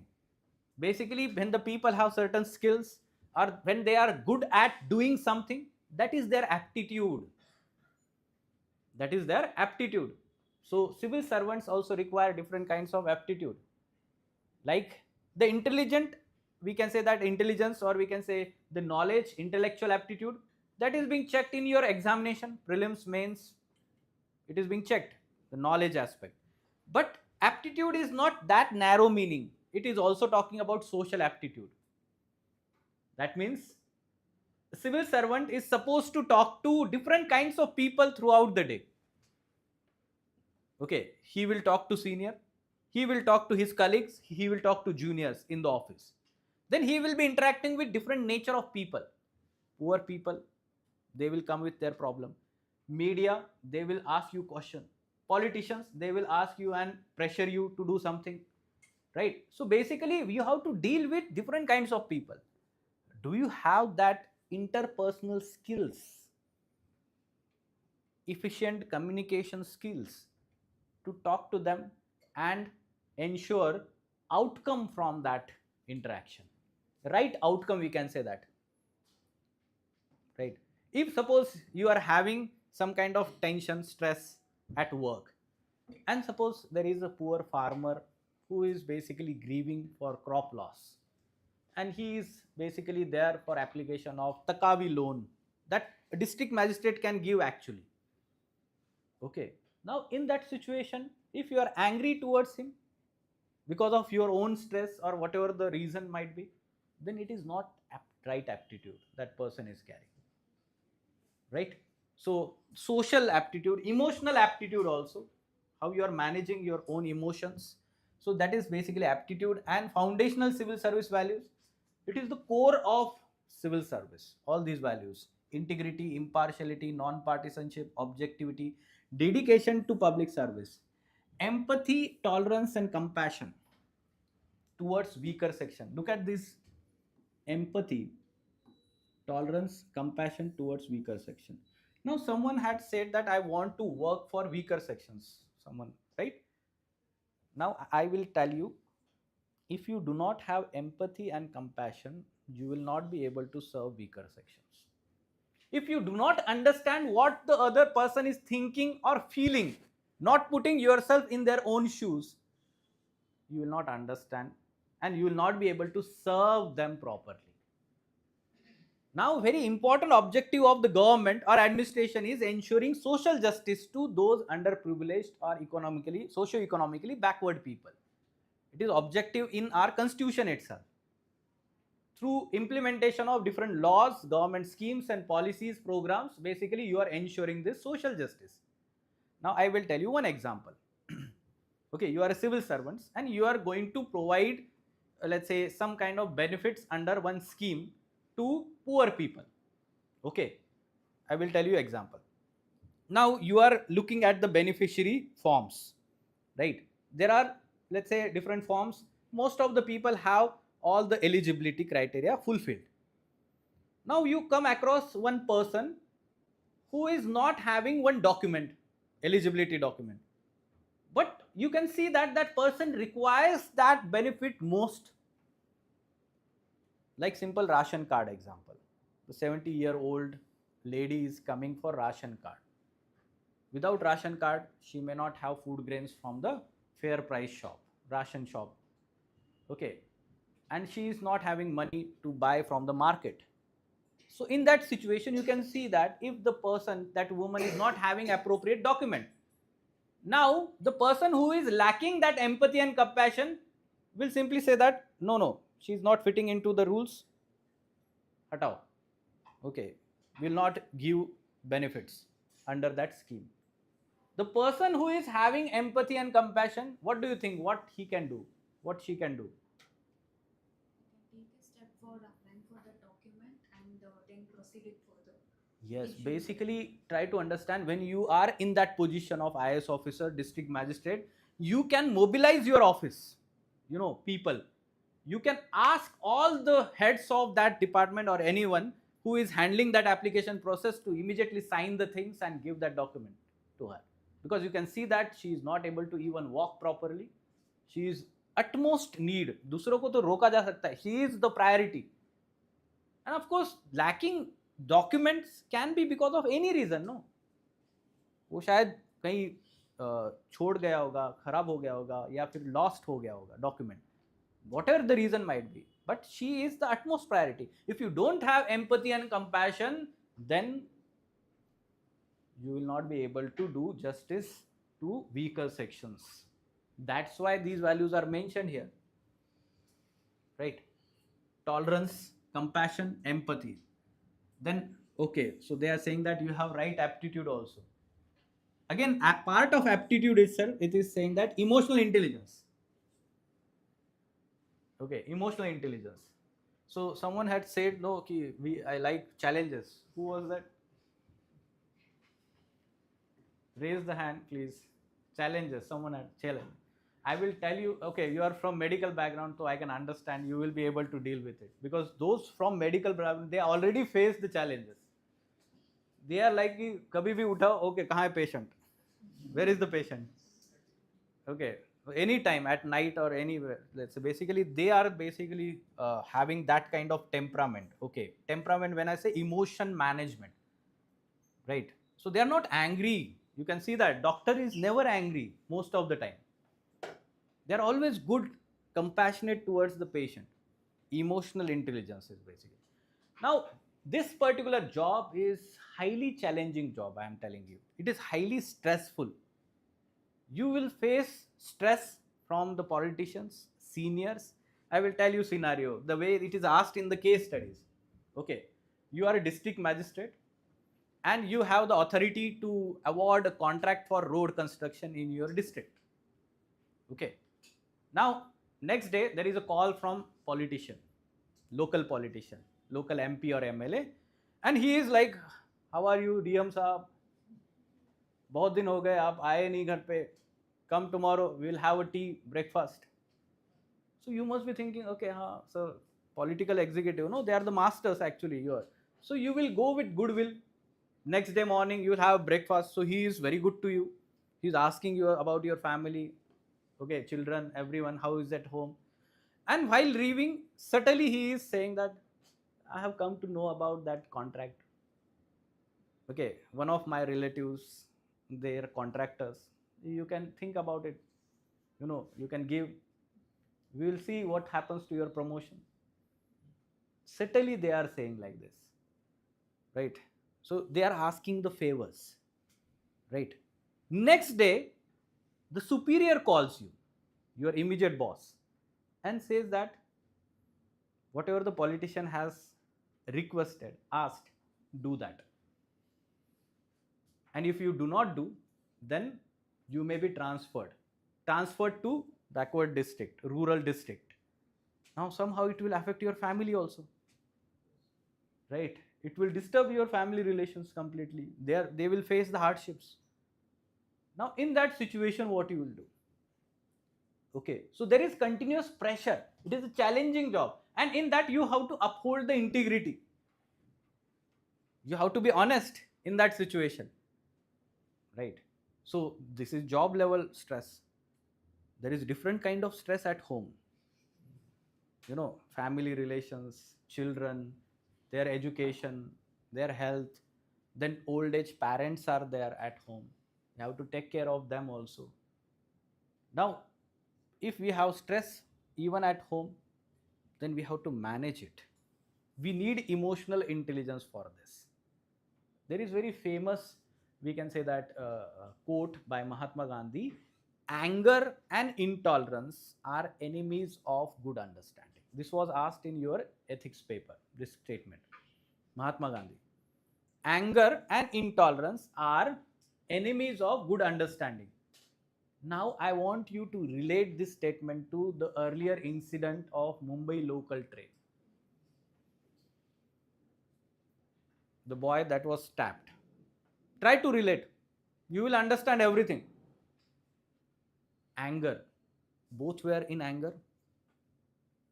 Both were intolerant towards what they want, their opinions, their views, what they are saying to each other. They were intolerant, not accommodative, open-minded. Right? And in that situation, what the second part is saying, their anger and intolerance are the enemies of right understanding. That means in that situation, they are not able to understand what is right and wrong. They are not able to understand what is basically what they are doing in that anger, heat of moment. So basically in that anger what happens is, हमारे right judgment को जो है एक dark सा ऐसे पर्दा आ जाता है. Right? We are not able to see what is right and wrong in that situation. And that is why most of the philosophers, even religious philosophers, everyone says that one should not be angry. One should be able to manage the anger. Of course, it is an emotion, human emotion. Now, I want from you the last time when you became angry and why. Tell me. It can be funny story, please. See, this is how I teach actually ethics. It is relevant to our exam, but I want you to live the experience. Of course, you have been angry. I'm very sure. Not in one day, but in 1 week at least.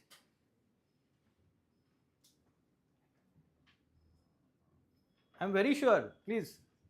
Whatever the reason can be, no problem. It can be small thing also. Huh? Yes. So it's a very silly thing. Yeah, silly. It can be silly thing. Yeah.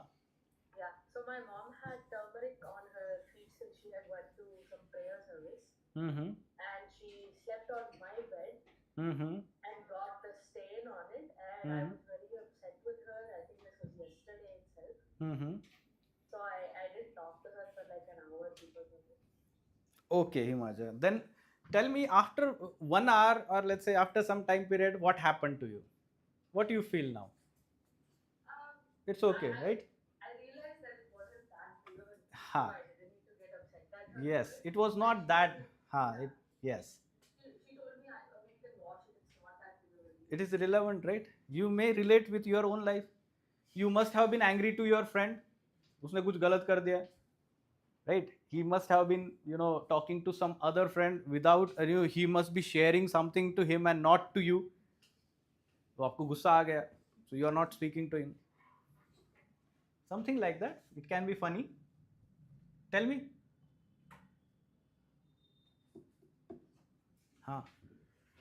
Today I was supposed to wake up at 5 o'clock, Uh-huh. but I didn't. I turned off the alarm. I was angry on myself. Very good. I wanted to, know whether you were angry on yourself also because of your own actions.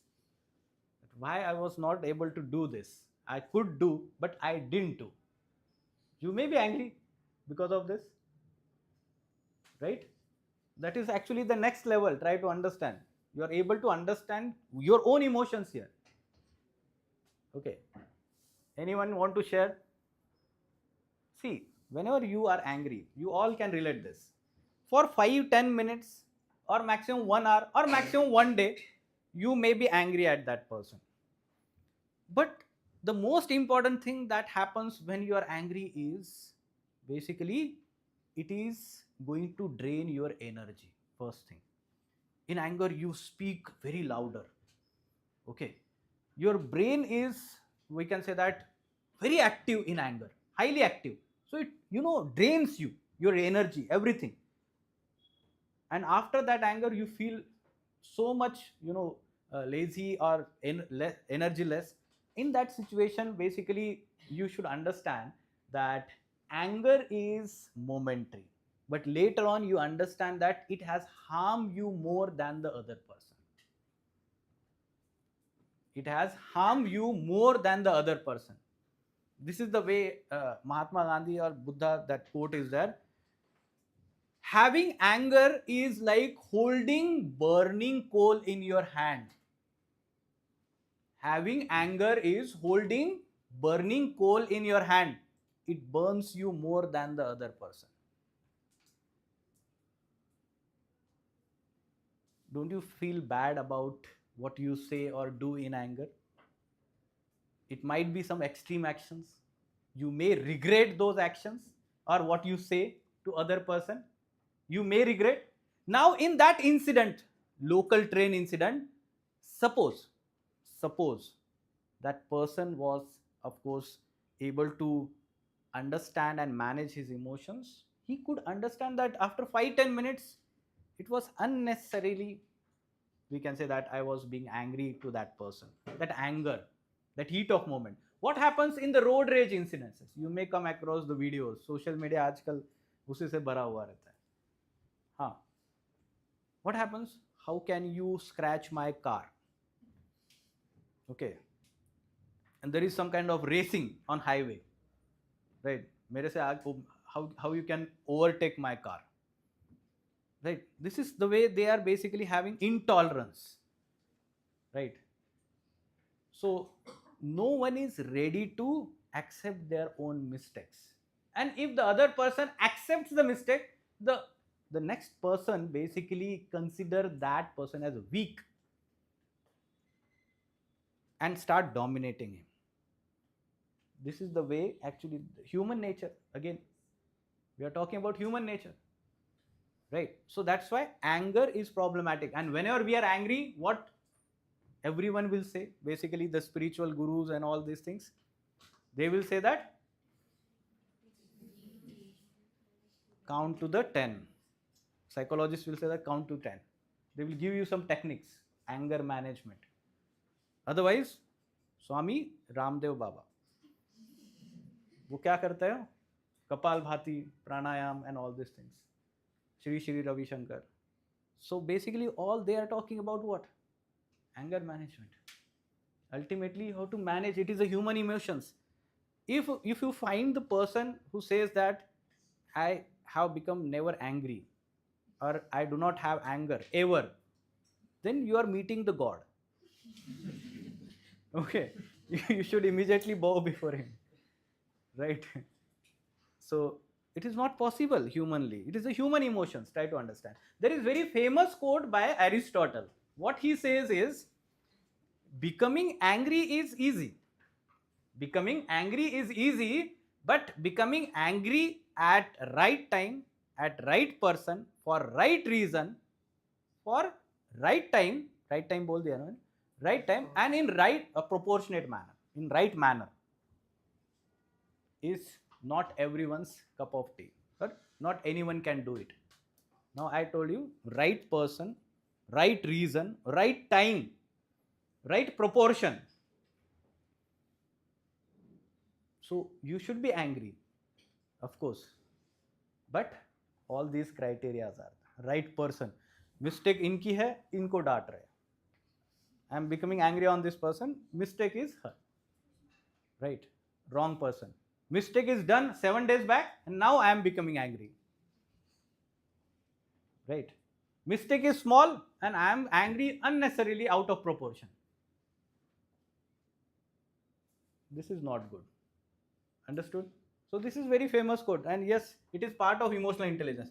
Okay, up till this point now it is basically understood that okay, now you are a good human with good ethical values, character, attitude, aptitude. Okay, Now they will put you in administrative position and help you understand that, okay, first, civil service values and ethics in public administration.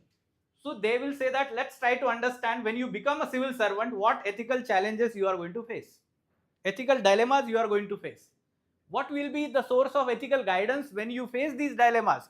Whether it will be laws, rules and regulations, or it is own inner conscience that you have. Who will guide you? Then they will talk about need of accountability and ethical governance. So it is now giving you idea about the challenges, problems that administration, day-to-day administration faces. So I told you, they are making you aware. And this is very relevant in case studies part, because case studies will talk about this only. There is problem in your office, work culture related. Corruption is going on. How you will deal with this? Okay, so all these challenges and concerns we will understand here in this part, and how to deal with them. That also we have to understand.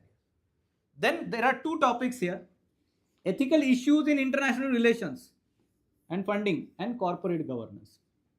So someone had said that foreign affairs, foreign service. You mentioned foreign service. Okay, you want to become a foreign, let's say, member of foreign service. So you were mentioning that there are some issues in international relations, right? So what are the ethical issues? Can you suggest any one issue? Could be like favoritisms. Can we say that war conflicts that are going on at present, Ukraine-Russia war going on? Now our Trump sahab, he is also into war with Iran, right? He is so unpredictable person. All the world leaders, they are basically thinking about that, what he will post on social media today. We have to deal tomorrow about it. That, so yes, we have to understand it, international relations. Then there are refugees, right? Then there is climate change. Then there are issues related to, we can say, international funding related also, right? So we are going to deal with those issues also, because you are going to serve India's interest at international level, being the member of Indian Foreign Service, right? So you need to know what are the ethical issues involved here. Then only we will be able to serve that interest. Second, corporate governance. Have you come across recent incident that one e-rickshaw driver was crying and saying that his battery was switched off by that app, by Chinese company? Some people are nodding. So they have come across this. E-rickshaw driver. So he was crying because his rickshaw was basically switched off. It is battery operated remotely by some application, technology, and that technology is basically ruling the people ultimately here. You can see that their livelihood is dependent on the whims and fancies of people, and that too sitting in China. The company owner is China. So I will tell you other examples. You may have seen, of course, Blinkit delivery people are there, Zomato delivery people are there, Ola cab drivers are there. Have you talked to these people? Anyone? In general, कभी बात में भैया कैसे हो, कैसा काम चल रहा है, ऐसे टाइप कभी? Raghav Chadda, Rahul Gandhi, they talk to them. You should also talk to them. No, they are the great leaders. Although they are doing it for PR, social media पे दिखाना पड़ता है ना, that we are people's leader. But yes, you are going to be basically working for them ultimately. So they will tell you what the problem they are facing. Platform workers, gig workers, we call them. They are facing problems of like hire and fire. Okay, there is no livelihood security. There are no appropriate working conditions, right? And there is exploitative work culture, private sector, right? And that is very harmful, corporate sector. And that's why you are going to be regulating the private sector. After becoming civil servant, you will be heading the regulatory organizations dealing with these private companies, private sector, right? The head of SEBI organization, right? Or any regulatory organization, you will be heading IAS officers. So you must know how corporate governance works, what are the problems, ethical issues and dilemmas. There will be one case study on this private sector also. Okay, case study. How they will ask, I will tell you. There is a private company which is basically constructing one flyover or bridge in your city. They have taken the contract from public department, government. Now, you are very honest engineer, civil engineer. You are basically on the site implementing that construction of bridge. Now, after one inspection, you come to know that the company is using substandard material in construction of that bridge. Okay. Now you talk to your senior, immediate senior. Now he is like, don't tell anyone. See, we have taken this contract after a lot of kickbacks. Kickbacks? Bribe? So we have to, of course, do the cost cutting and earn the profit. Business works on profit, right? So he says that we have to earn the profit and your job depends on it. If you say something, your job will be gone. Right? Now, in that situation, you have a dilemma whether to report that malpractices and uphold the honesty, or ensure your self-interest because your job is threatened. Okay, you come from rural background, they will write down this like this. There is ailing mother who needs to be taken care of. You come from, let's say, poor background. So job security is also important, or financial constraints you are facing. So how you deal with this dilemma? Private sector, malpractices, business ethics. So yes, it is relevant here, case studies part. Try to understand. Okay, so the way she mentioned Ratan Tata, ethical leadership. So some positive examples also you should know. All these things we will learn here, corporate governance. Then they come to know that, okay, now you are aware about these things, the problems. Now when you are going to solve them, what kind of value system that you should have, and the philosophical basis, you can say probity in governance. Probity in governance. Here, corruption, misuse of authority, misuse of public funds. So that needs to be prevented, right? For that purpose, we have Right to Information Act, codes of ethics and codes of conduct, citizen charter, quality of service delivery, utilization of public funds. So they are now talking about these values. These things will uphold your accountability while dealing with these ethical issues, dilemmas, problems. That's why I told you it is very, framed in very structured manner, this syllabus, in sequence. Is this understood, everyone? समझ में आया है?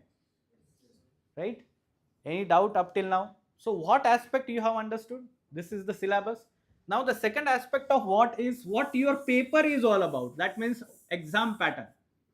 In actual exam, you should also write this down. Okay, ethics paper, question paper, we can say that.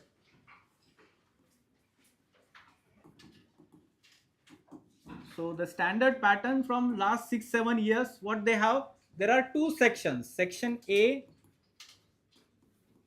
and section B.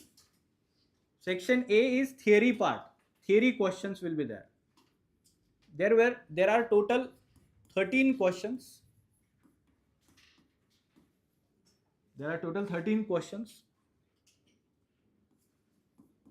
10 marks each. And you have to write in 150 words.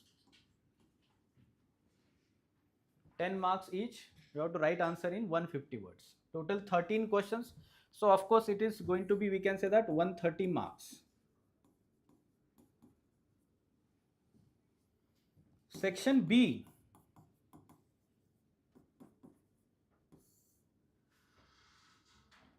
Right. Section B is there. It is basically case study part.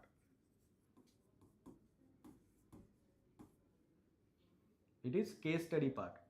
And in that case study, we have total 6 case studies. They will ask total 6 case studies, 20 marks each. and we have to write 250 words answer. So it will be like 120 marks. So you can see that total how many marks are there. Of course 250 marks each paper is there, right? 250 marks, and you have 3 hours to attempt it. 3 hours to attempt it.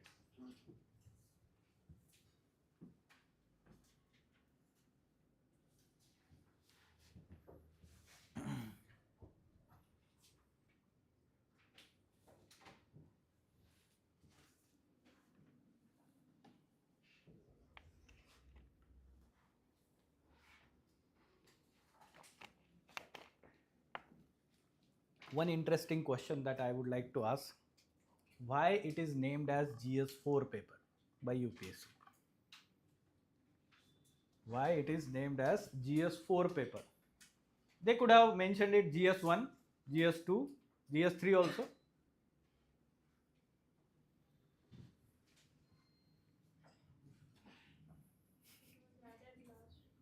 It was added there.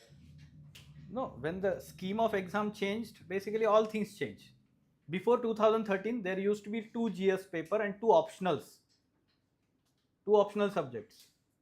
Okay, and now after changes of pattern, basically there are 4 GS subjects and or 4 GS papers and only 1 optional subject, 2 papers within that, right?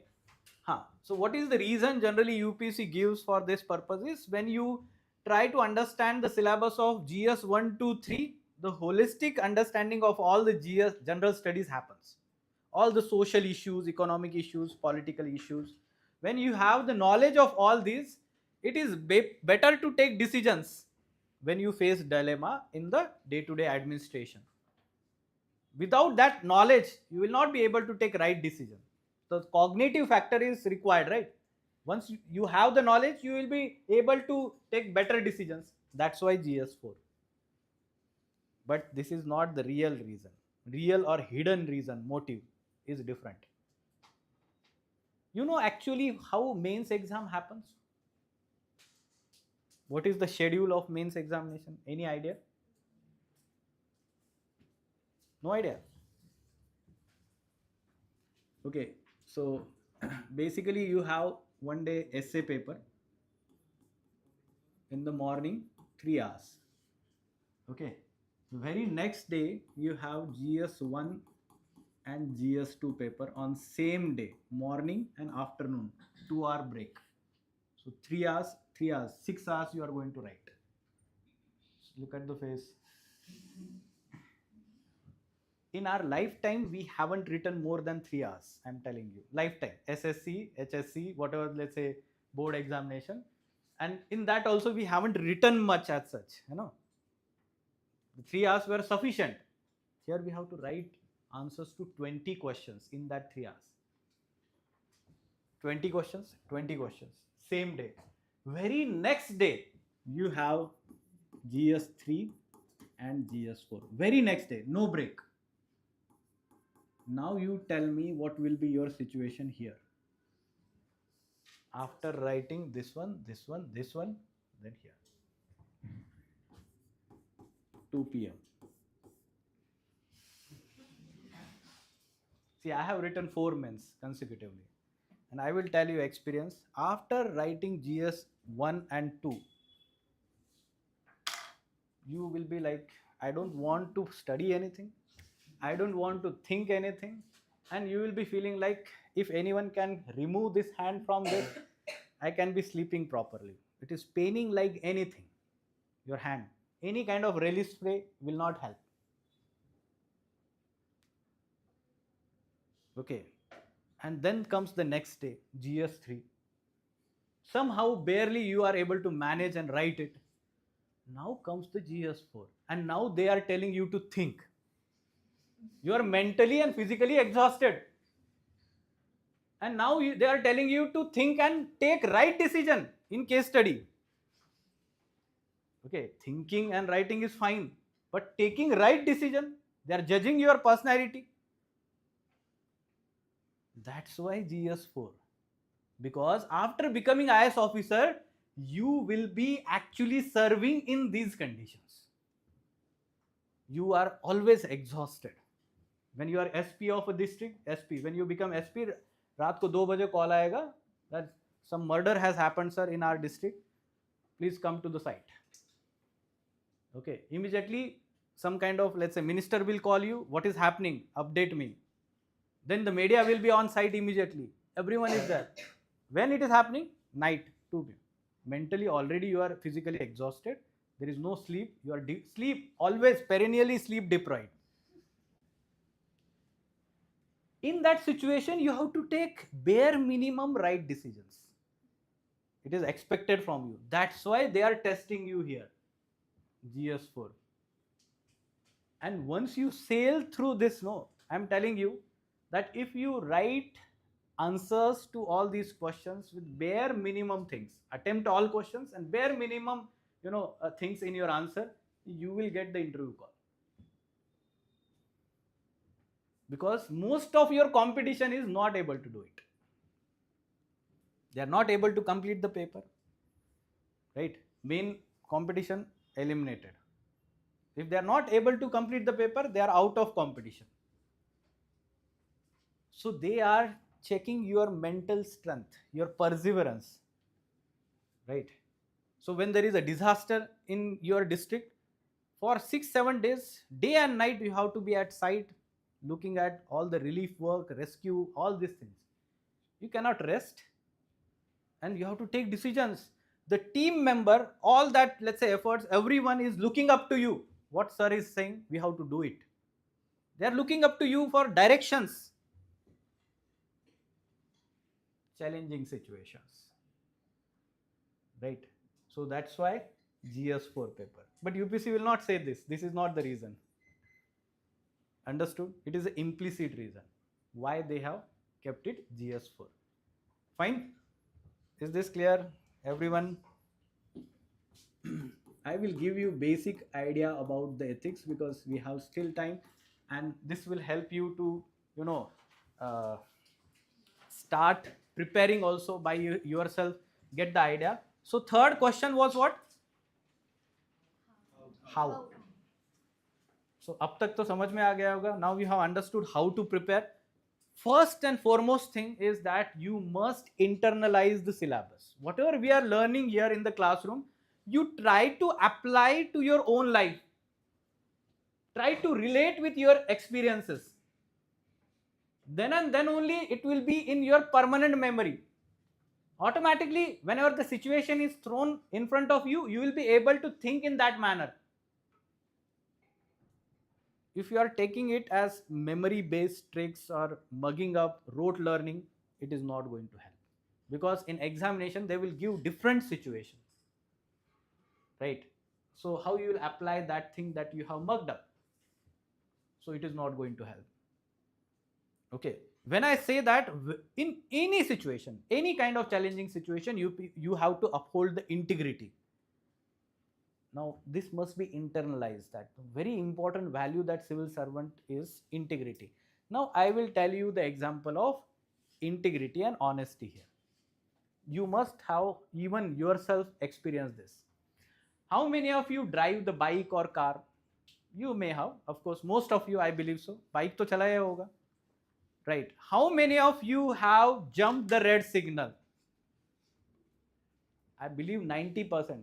Please be honest. I told you, even I have.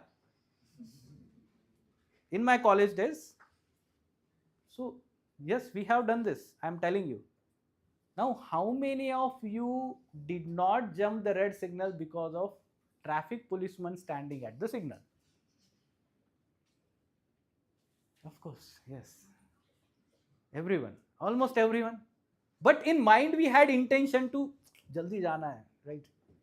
Yeah, and if suppose no one was watching, that means if the policeman was not there, we would have jumped the red signal. Because it was there in mind, no? Intention. Now I will tell you what is the difference between honesty and integrity. When you are honest, when no one is watching, that is called as integrity. When no one is watching, that is called as integrity.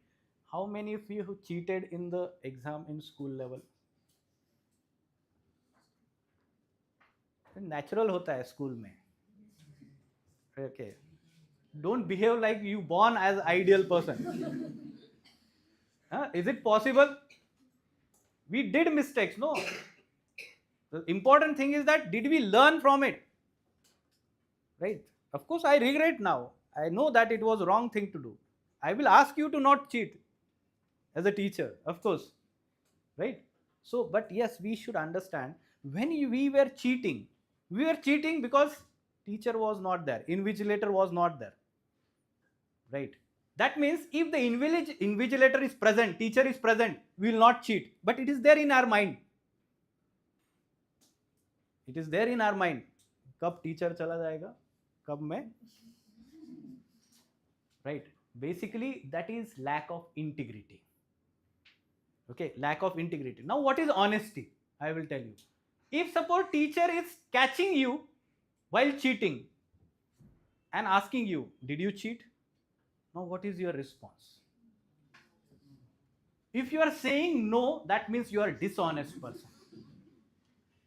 If you say that, yes, ma'am, I have cheated, you are honest person. You must be thinking, sir, honesty? Yes, now you are understanding the real meaning of honesty. Honesty means being truthful. Whatever you have done, say it. Whatever you think, say it. Simply, it is honesty. Be honest, बोलते हैं ना. Even in relation, be honest. Whatever you are thinking, please say. ऐसा बोलते हैं ना. Right? So that is called as honesty. And integrity is higher virtue than honesty. Understood? So when there is basically traffic signal, and even if the traffic policeman is not there, and when you are simply following the traffic rules, that is integrity. Okay, integrity is basically honesty towards own self, your own value system. You are holding yourself accountable to that value system, that even if no one is watching, or even if someone is watching, I will be following my rules, regulations, whatever it is. That is called as integrity. Understood? That's why the first value they mentioned in the foundational value of civil services, integrity. Because integrity, right? Now that's what you enjoy the power, you enjoy the discretion after becoming IAS officer. They want you to be honest when no one is watching. Even if no one is watching, then also you should use that power for others' welfare, for its intended purpose, not for your own selfish interest. That is what integrity is. Mahatma Gandhi says that integrity is when there is harmony between these three. What are these three? It is very interesting. Now I want you to relate with your own life. How many times that you have behaved or acted or said something that you were not having that thing in mind, and you have acted opposite? I am very sure. In our childhood, I will tell you. Okay, in our childhood, when our relatives used to visit our home, we used to be very respectful, very पैर पड़ने, आशीर्वाद दे दो, give blessings and all. Once they are gone, then we used to fight with our siblings. We used to do what we are. What is it?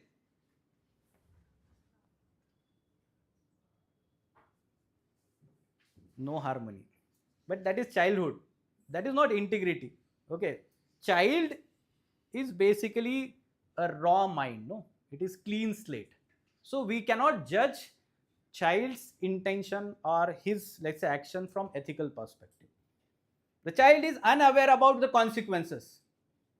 So the person who is not doing the things deliberately, one cannot judge the actions from ethical perspective.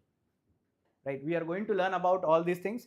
But why I am saying this, thoughts, words and deeds, many a times we act or say the things, but they are not in our mind. They are completely different.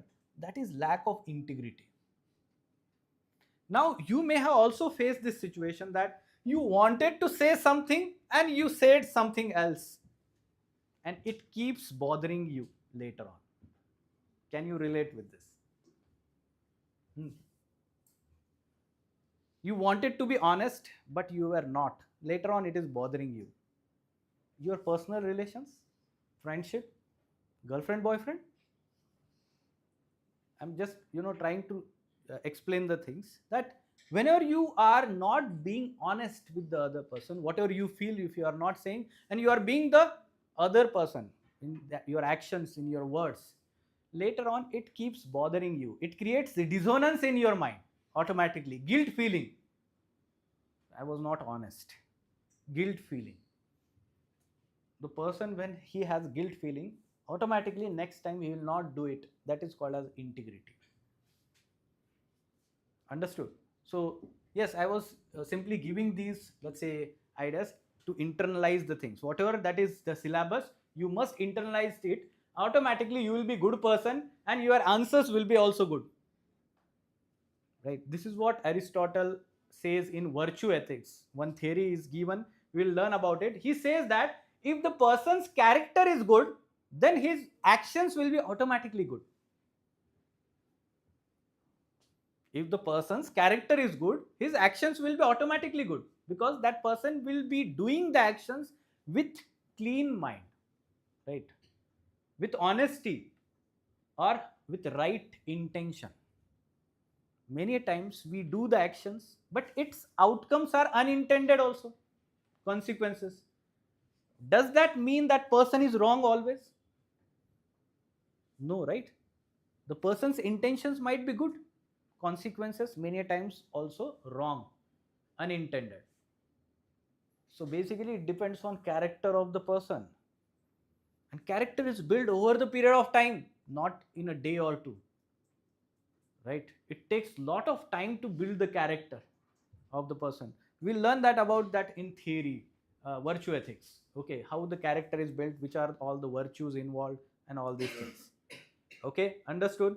So internalizing all this syllabus is the first criteria how to learn ethics. But is it going to fetch you good marks, more marks? Of course, we need more knowledge, right? About this syllabus, we need more knowledge, and for that purpose, we need books, right? You must be thinking, without books, kaise hoga, sir? So one book you can start reading by yourself also, or for ethics basically, it is Lexicon publication. It's a very simple book. It's written in a syllabus wise manner. Good case studies are also mentioned. As introduction level, it is very easy to understand and you can start reading. Don't buy any other book. And in classroom, we will try to write almost everything, the standard definitions, the examples, the application and relevance part. Okay, so we'll go syllabus wise, don't worry. So if you have any doubt from this book, we'll discuss in the class also. You can talk to me after class also, not a problem. So classroom notes, we can say that. And I think so you are given printed notes also. So you can refer to those printed notes also if you don't like lexicon. Okay, now here onwards you must have this practice in your life, that whatever you observe in your surrounding, you read many things in newspaper, right? In last 1 week, have you read newspaper? Anyone? Yes. Any particular social, economic, political or international issue that you come across? Regarding international funding, there was a new bill passed that it should be monitored and it should be accountable, and there were It was part of syllabus topic, international funding. You will come across many situations wherein, like Mumbai floods, right?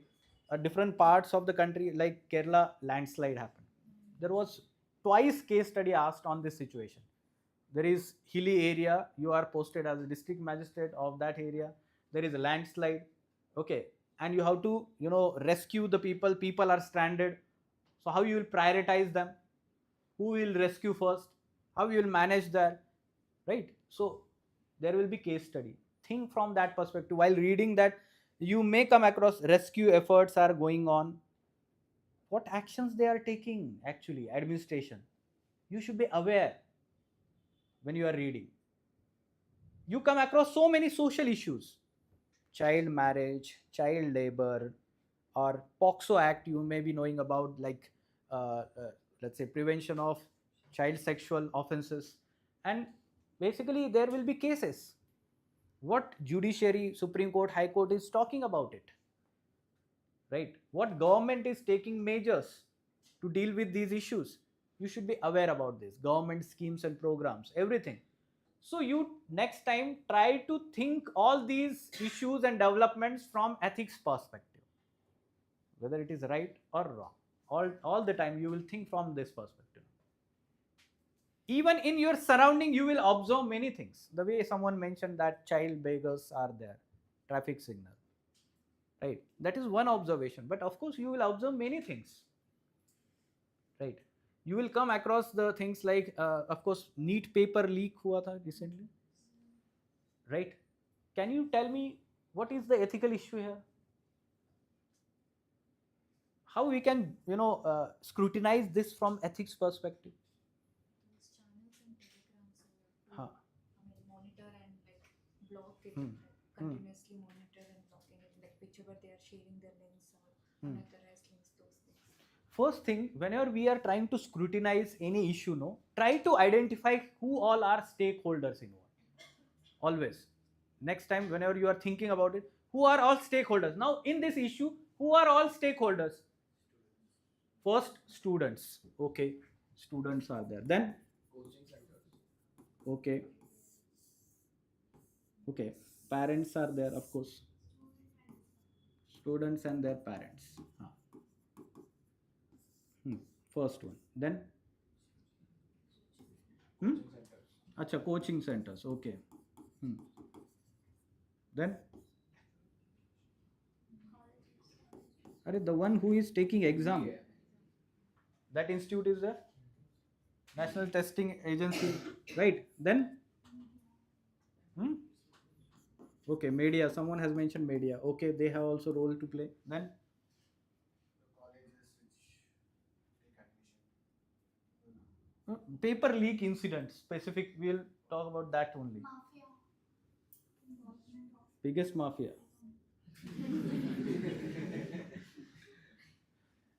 Okay. Then we can talk about is what next? Government, minister, education minister. They are the decision makers. Then,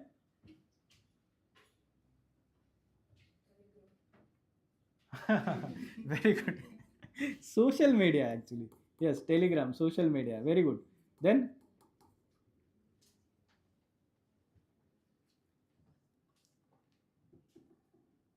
in general society, okay, people, society, we can say that. Of course, larger interest of society is harm.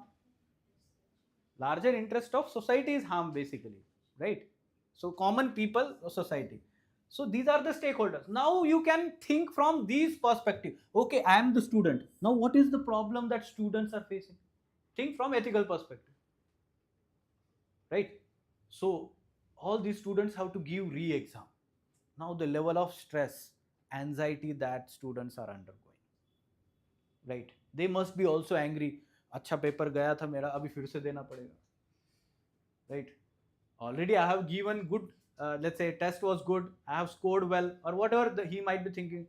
Now suppose the paper is difficult next time, I may score less. So he is having that thoughts. So he is feeling all that anxiety and stress, and because of that, some students are not able to manage it, and you can see that around 13-14 students have done suicides. Now you can imagine the extra level of stress that their parents are facing because of this. Okay, right? So parents are also worried about their children, their future, right? Parents have the responsibility. They feel responsible for their children, right? So their future is at stake. All these are ethical issues we should understand. Their future is at stake. And because of the mistake of other person, they are facing the problems. If their own problem is there, then they will manage it. But because of others' mistake, they are facing the problem. So that is also ethical issue. Then coachings. You know what coachings did? 12th standard coachings, especially though online wala. Some people immediately launch fast track revision batch. Some people launched free coaching for re-NEET examination. Okay, we are with you, right? Or some people started immediately extracting money from the parents. Of course, they are always concerned about children, right? So they will pay whatever they demand actually, right? So somehow it is exploitative culture. Taking let's say misuse or misusing the situation of the people. Now here Immanuel Kant, who is the German philosopher, he will say that using other people as means to achieve certain ends is unethical. Using other people as means to achieve certain ends is unethical. He said that people should be end in themselves. They should not be used as a means. Other examples, we talked about that platform workers, gig workers. Companies are basically exploiting them to achieve profits. They are using them as means to achieve certain ends. Isn't it? So that is, we can say, unethical thing to do. Here also we can say problematic, unethical. And basically those who were circulating the paper, they were coaching mafias themselves. You know this? The teachers were themselves involved in leaking the paper. Basically, unfortunately, that person is from Maharashtra. I am from Maharashtra. I am feeling very bad. You know that Motegaonkar chemistry teacher. In our 10th, 12th standard, basically, we used to know that he is very good teacher for chemistry and all. I haven't learned from him. I would have regretted. Literally, I'm telling you, so many IITians and MBBS doctors, they have learned from him. They may be regretting. किससे पढ़ा मैंने chemistry? Already chemistry is very tough. So this is the thing. And now that he has been arrested basically by CBI and all those, let's say, people. So it is basically unethical. Coaching जो भी involved है इसमें. Then what about social media? Right to freedom of speech and expression. It's our fundamental right. Banning Telegram for 6 days. Was it ethical? So many memes were circulated, no? Best meme that I have seen, there were children, they were fighting or boxing each other, right? And one child is basically kicking like this, and instead of opponent, third person. He is hitting the third person. So here the government is hitting instead of those who were responsible for leaking. So, but still you should understand why government took this decision. You must be thinking, sir, completely unethical tha government action. No. Basically, desperate situations demand desperate actions. Now here the government is very much, questioned. The government situation is very volatile. Okay. And the government must take extreme actions to ensure that now the paper is not leaked in any situation, any condition. That's why government will take extreme action. Okay. That even if paper is leaked, then all the means of spreading it will curb it. Extreme action. Now you can imagine so many businesses, so many people are using Telegram for their business, their own livelihood. Now that livelihood, they are impacted. This was basically debated, right? Even the owner of Telegram from Russia came out and commented on it. ये सही नहीं था. They will say no. Of course, their own platform is getting affected.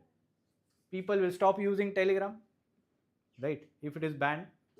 So, but it is freedom of speech and expression that is curbed. But yes, to ensure NEET examination is foolproof.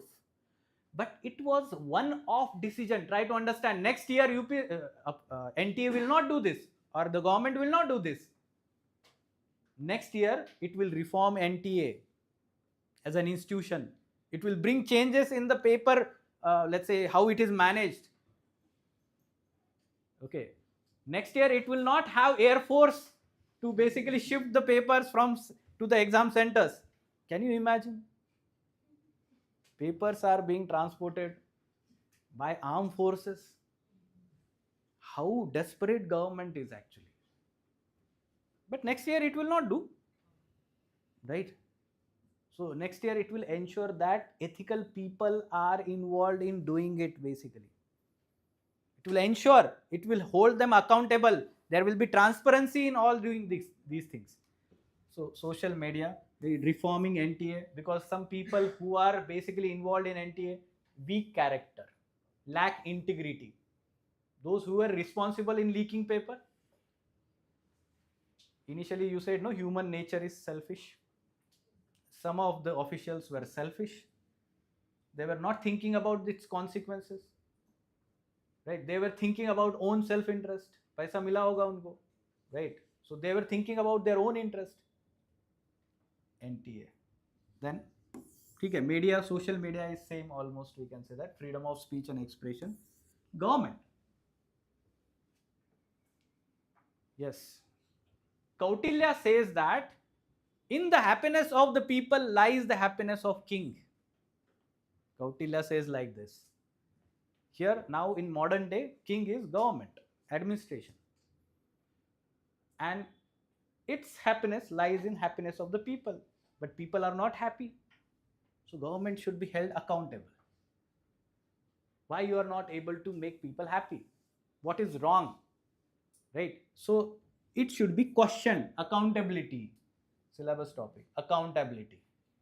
Right? In modern day democracy, people are masters and the government and administration is servant. Right? People will hold the government accountable if they are doing something wrong. That's why we are questioning government. We want resignation from. That's why people are protesting. Right? Phuntsuk Wangdu is doing this. Who is Phuntsuk Wangdu? Sonam Wangchuk. Three Idiots किसी ने देखा होगा तो basically that character is inspired from his life. Sonam Wangchuk आज 9th day है. I think so 10th day है आज उनका fasting का. And Cockroach Janata Party is there, of course. So they are protesting, right? So they want to hold the government accountable. This is the way we should think. Stakeholders and then ethical concerns and challenges faced by them. Whenever we are, let's say, coming across this situation. So next time you come across any kind of situation, think from this perspective. Now the second thinking that you should have, second type of thinking, is think from the decision maker perspective. Think from the decision maker perspective. That in that situation, you are going to take decision to resolve this particular dilemma, problem, or all these things. Now think from that perspective and try to, devise some course of action. What actions I can take? Before that, you should think what priorities I should have. First, I should address this problem, then this, then this. Right? A good administrator will address the core issue first, not the peripheral issue. Right?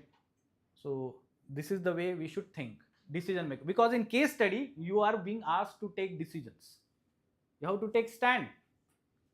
Right? And you have to justify it also.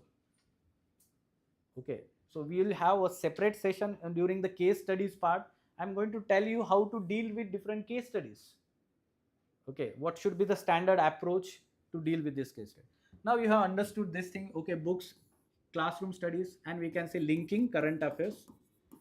Link current affairs with your syllabus. That's why I told you brainstorm on all the developments happening in your surrounding, and then you will be able to link current developments. Basically, the case studies that they are framing, all these issues that are happening around us, they are basically framing based on that only. For example, there is very standard case study that the female employee is facing sexual harassment at workplace. Okay, harassment by the senior officer or boss or colleagues at workplace. Okay, this is the common problem, I will tell you. Okay, that's why they ask this as a case study, and there is a law for it. You should know about this. You are going to be decision maker, let's say, right? And POSH Act is there, right? So Prevention of Sexual Harassment of Women at Workplace, POSH Act 2013. So there are provisions under it. You must know about them. If there is this situation, what is the right course of action, right? So whatever the happenings are there, like you are administrator and you have to take decision wherein in your district there is one private company is setting one plant, manufacturing plant, but it will result into some deforestation and the tribal people are settling there, so they are supposed to be relocated or their livelihood is affected. Now there is a dilemma, their livelihood and environment protection on one side, on the other side economic growth, employment generation and overall development of that region from this company or manufacturing plant. So what is to be preferred? And if one is preferred, then how we can minimize the negative impact of others? So that is what we have to think here. You will come across these things, like you are, let's say, you may have come across this. There is one project that government is implementing in Great Nicobar Island. 13th major port we are building there, right? It is, we are building airport, we are building some let's say some kind of, let's say, manufacturing or power plant is also going to be there. It will result into deforestation. There are indigenous people living there, Great Nicobarese people are there, right? And these people, their livelihood is going to get affected. Rather, these people are so isolated from our society that they are living 2000 years back. 2000 years back. Okay, they don't know agriculture also. The people living in Andaman, indigenous people of Andaman and Nicobar. Now we are simply, removing from their ancestral land. And that region is highly, biodiverse region, biodiversity. Unique species are found there, animals, plants. So that will threaten the biodiversity there. So you are going to be decision maker. There are protests by the environmentalists and the activists. There is a global pressure from global NGOs, Greenpeace India, bade NGOs hote hai, they are protesting against it and all these things. So how you can take decisions? In that scenario, you have to think basically. Okay, so linking current affairs with your syllabus. This is the way actually we have to prepare ethics. And of course the answer writing part. So in answer writing, what I will tell you briefly.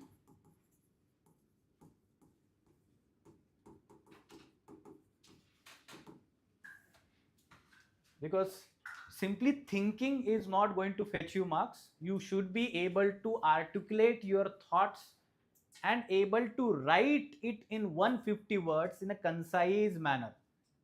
This is art of answer writing. Art of answer writing. So answer writing is very important, right? And GS 1, 2, 3 requires different approach. GS 4 require different approach in answer writing. I will tell you why. Because here we have to think from ethical perspective and what are the things important in our answer. So I will enumerate that thing first. What is important in our answer? Okay. First, you should bring in some ethical terms, concepts in your answer. If you write it like any other GS answer, then it is not going to fetch you marks. So ethics related terms, philosophies, concepts, you should be able to write in your answer. Second, you should be able to give examples to support your arguments. Because if you write only theoretical arguments, then it becomes utopian. It is not practical. You should support with that practical examples. Okay, this thing has been done actually. It is implemented. This is reality. Examples will validate your arguments. That's why examples are very important in your answer. Third, you should know the significance and relevance in present context.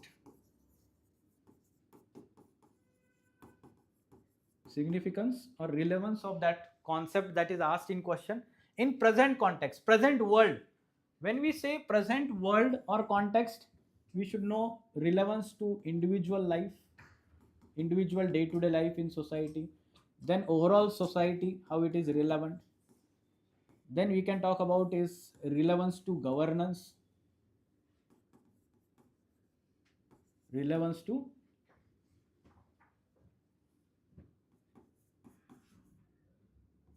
governance, right? Administration. Then relevance to international relations, and if it is there, relevance to corporate governance. Relevance to corporate governance. So whatever the question is asking, or the code based questions, okay, suppose I am asking one, let's say a question is asked, anyone can overcome adversity, but if you want to test the character of the person, give him power. Suppose this is the quote asked in the question examination. Again I am repeating, anyone can overcome adversity, but if you want to test the character of the person, give him power. Abraham Lincoln. Power, character. If you want to test the character of the person, give him power. Now here, of course, it is related to more of individual and governance related, no? Right? Individual, whether that person is having strong character to use that power to serve the nation, serve the country, welfare of other people, or he is having weak character by using that power for self-interest, vested interest. Right? This quote has been asked. Even there was essay on this quote, UPSC exam. Same, you can talk about governance. Here, relate with civil servants. Civil servants enjoy power.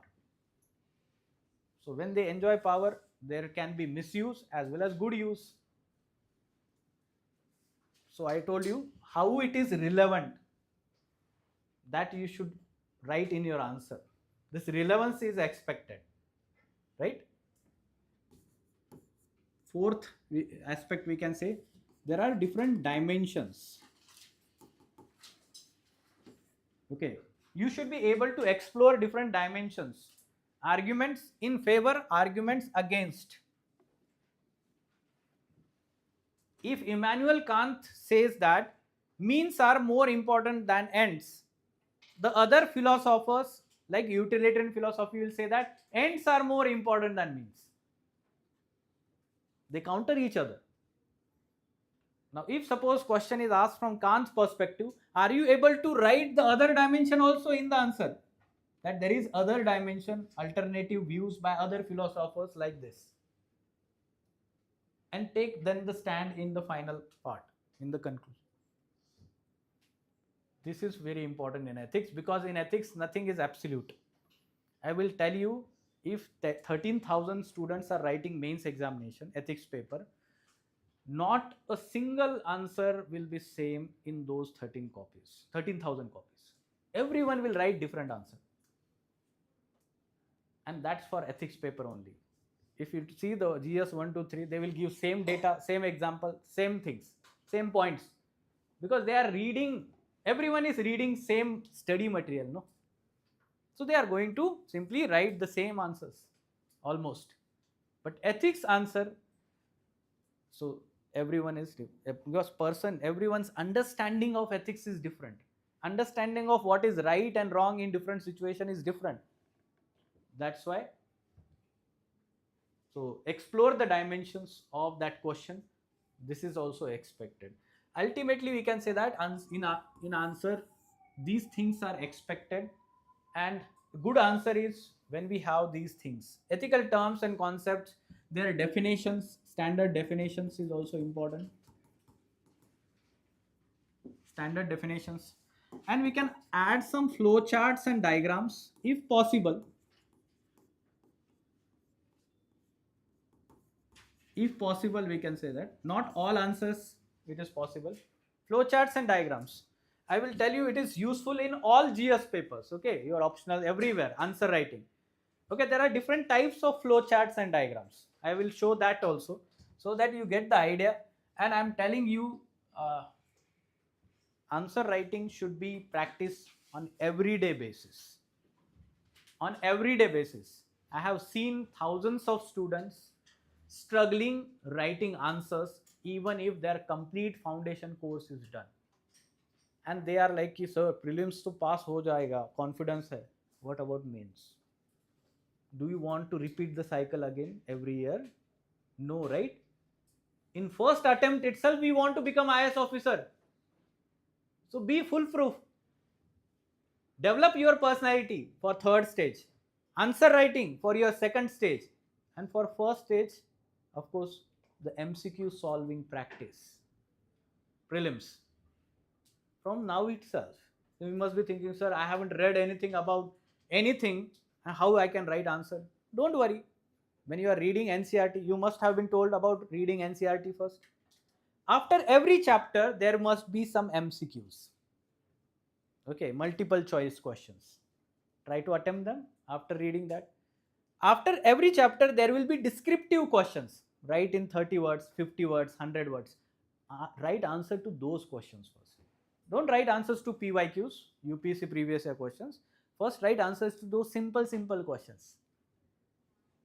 Okay, like we have done in 10th and 12th standard. And then automatically you have the practice and then you will solve the PYQs, not a problem. So different types of flow charts and diagrams. Like for example, we say this as a sun diagram.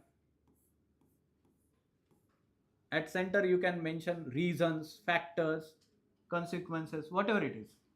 And you are enumerating 5, 6 like this. Now you must be thinking, sir, why don't we write as a list? See, this is a creative idea to present the things better. Also the space management. Now if I draw like this and I am simply, the other student is enumerating this like this. Okay. Now half of the page is blank here. He is writing only in this space. Now look at this. This space is covered. Resource management. You are going to be basically managers of the government. Administrators are managers of the government. Whatever the resources, personnel as well as the material resources, you are supposed to use them in very efficient manner. Also, it looks good, na? Reading as a list or at a time it is, let's say, visible, all factors. Other advantage I will tell you, you have only 150 words to write, but still you have more content to give to the examiner. So what I can give, I will write 7, 8 factors here in this diagram and I will explain only important 4, 5. I will give examples to all these 4, 5. But I have written 6, 7 here. That means you are giving message to the examiner, I know more, but the space and time is less. So that is good impression actually. You can do that diagrams. Then there are, flow chart also. So if you want to give types of something like this, so generally you can draw this kind of flow chart also. Dimensions, social, economic, political dimensions you want to give. So you can draw this flow chart, or it is called as sun diagram like this. I will write here factors. So I will give factors like this. Or way forward. Quickly I want to add way forward here. But I don't have time to write complete sentences. That is also advantage here. Less word limit. I don't want to write the complete sentence. So I will mention here emotional intelligence. Corporate governance. Not like full form, of course. But you will mention like this. Corporate governance. Accountability. Transparency. RTI. Citizen charter. Examiner gets idea. You are smart person. They want such kind of people, IAS officers, not those who are doing routine work like I'm very hardworking. I will do everything like complete sentences, good handwriting. It's not demanded. They want efficient people, smart people, creative, innovative. Okay, so if you draw like this, it is more of a creative also and giving right message also. And I will tell you added advantage. Suppose last 10 minutes are remaining. Okay, and two questions are to be answered, two theory questions.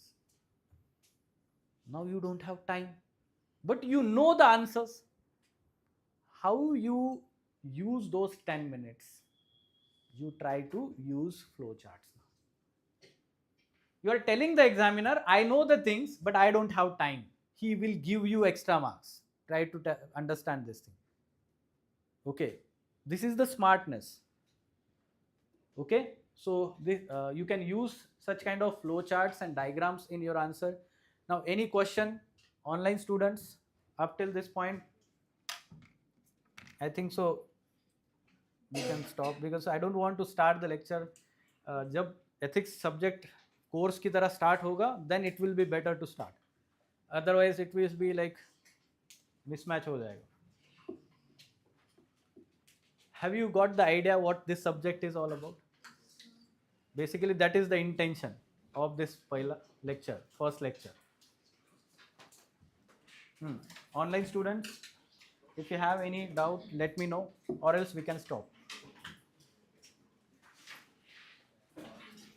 Fine?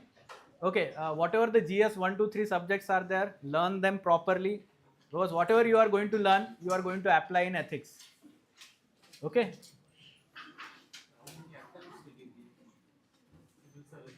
I have exhausted all attempts. Okay, I have given 4 UPSC Mains examination. I have given 3 state services examination. I have given state services interview also, SBI PO interview also. Then CAPF Mains examination I have cleared. Then IBPS PO interview is there. Then I have done MA Environmental Science, Environmental Studies, Delhi University. Okay, I am BTech Mechanical Engineer, College of Engineering, Pune. So many things I have done. Even private sector 1-year job. And since last 7 years, I have been mentoring all the students. UPSC exam, Delhi. Okay, so I have guided so many toppers. Last year, All India rank 2 from Chennai, Rajeshwari. So I have guided her for ethics. Especially she was actually test series student. Okay, for ethics subject. So try to basically benefit yourself from my experience. Okay, my failures. Of course, I am going to share everything. Okay, I will tell you one small experience. We have 5 minutes, so I will tell you one experience. I said I have given 4 mains examination consecutive, 2012, 13, 14, 15. In 2012, there used to be 2 optional subjects. So I have learned 2 optional subjects also. Okay, now I will tell you my experience of mains examination. What happens? And it is going to be very helpful to all of you. In the first mains examination, we were very energetic. Okay, but we were not having right guidance. Okay, so what we used to do is, I was carrying 2 lorry bags with me to the exam center. Okay, so at that time only Mumbai was the exam center in whole of Maharashtra. So from Pune we used to go, all our friends, to Mumbai. Okay, and we used to carry all our books that we have read with us for revision purpose. So 2 trolley bags I am carrying like this, first mains, and I haven't revised even, let's say, 10% of it because I was not having time. Can you imagine revising all the textbooks? इतने bulky optional का book होता है, right? So we were not having this idea that we have to make short notes. Next year, some seniors guided us. Okay, we should make short notes from these books, from classroom material, and they are basically short revision material now, and it can be revised in less time. So next year, we tried this thing, and next year UPSC changed the pattern in 2013. Okay, so it was again new books, new subject, ethics, and we were not having idea what UPSC will ask in these subjects, actual exam. So again we started reading books. So notes making was later, no? So of course first we have to read the books for all these subjects. So again next year, but somehow we reduced one trolley. So next year there was one trolley now. Okay, so I have reduced somehow. Optional subject was same, so notes bana diye thode se. And now I was able to let's say revise at least 40-50% during that exam hall. Now next year again we got the idea it is humanly impossible to revise all these things.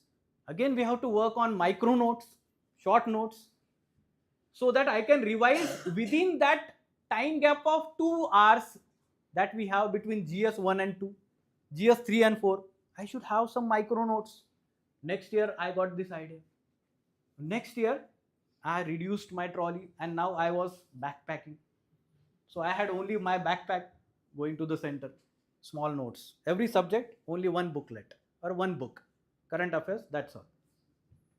So I was able to revise now 60-70% of what I have with me now. And that boosted my confidence that I revise most of the things. But still it was less. I was not able to integrate current affairs properly in mains examination answers. So I was not having enough data, facts to write in the answers, examples in the answers. So next year I worked on it. Okay. And next year I got this idea that everything from last 4 years I have been reading same things. So it is there in my subconscious mind. No, why to carry all these things? Next year I went like that only. Because it is humanly impossible to revise all these things. So what I had, of course, ऐसे ही नहीं चला गया मैं. Of course, I will have some material, no. So I was having simply some papers with only flow charts and data. What other things you require just before entering exam hall? Tell me. Only the things that you tend to forget. You tend to forget data, facts. So I was having that in that, simply papers stapled like this. And the flow charts, the more number of keywords I can see just before the exam hall, more number of keywords I will retain in the exam hall and I will be able to link. Last attempt I was able to understand this is the essence. That's why I told you, learn from the mistakes. तो मैंने ये जो process बताया इससे क्या समझा है? What you understood? In the first attempt itself, you should have that, the thing I was having in last attempt. Right? So whenever you are going to read your books, read it 4-5 times, highlight the important things, and next time, in next revision, you should consolidate into the small things. Consolidate into the small things. I call this as a 5R formula. Generally, I tell in the answer writing session, but yes, I will tell you now itself because you will apply in all papers. 5R formula. First R is simply, we can say that, read. Read the basic study material. Right? So you must have been given the resources in first session for all subjects. Read them. Every subject has one core book. For polity, M. Lakshmikant. For history, modern history, we have Spectrum, right? That is Bible for you. Okay, revise it 10 times. Read, ho gaya, highlight the important things. Second is, we can say that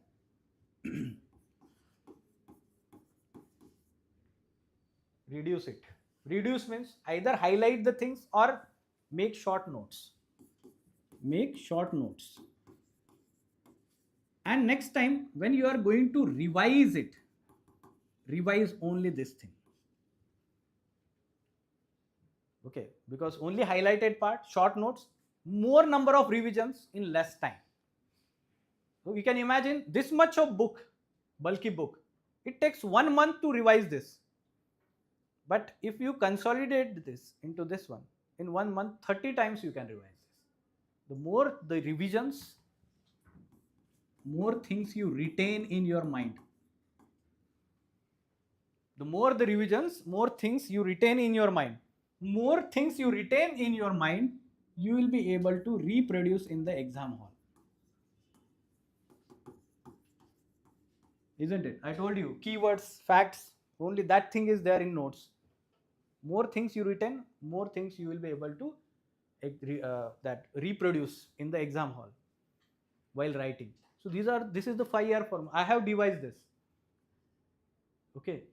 For last 7 years, I have been telling this to students. And this is the sequence. Now, this is your start. No, in first few days or few months, you will focus on this thing only. As you progress, you will shift to this thing. As you progress, you will shift to this thing. So during the exam time period means only focus on revise, retain, reproduce. Revise, retain. ये थोड़ी नया कुछ नहीं पढ़ना है. During the exam time, you will not read new things. Understood? So this is basically the strategy that we should follow for all papers, including ethics. Any question? Any doubt? Okay then? Fine. Let us stop. Okay.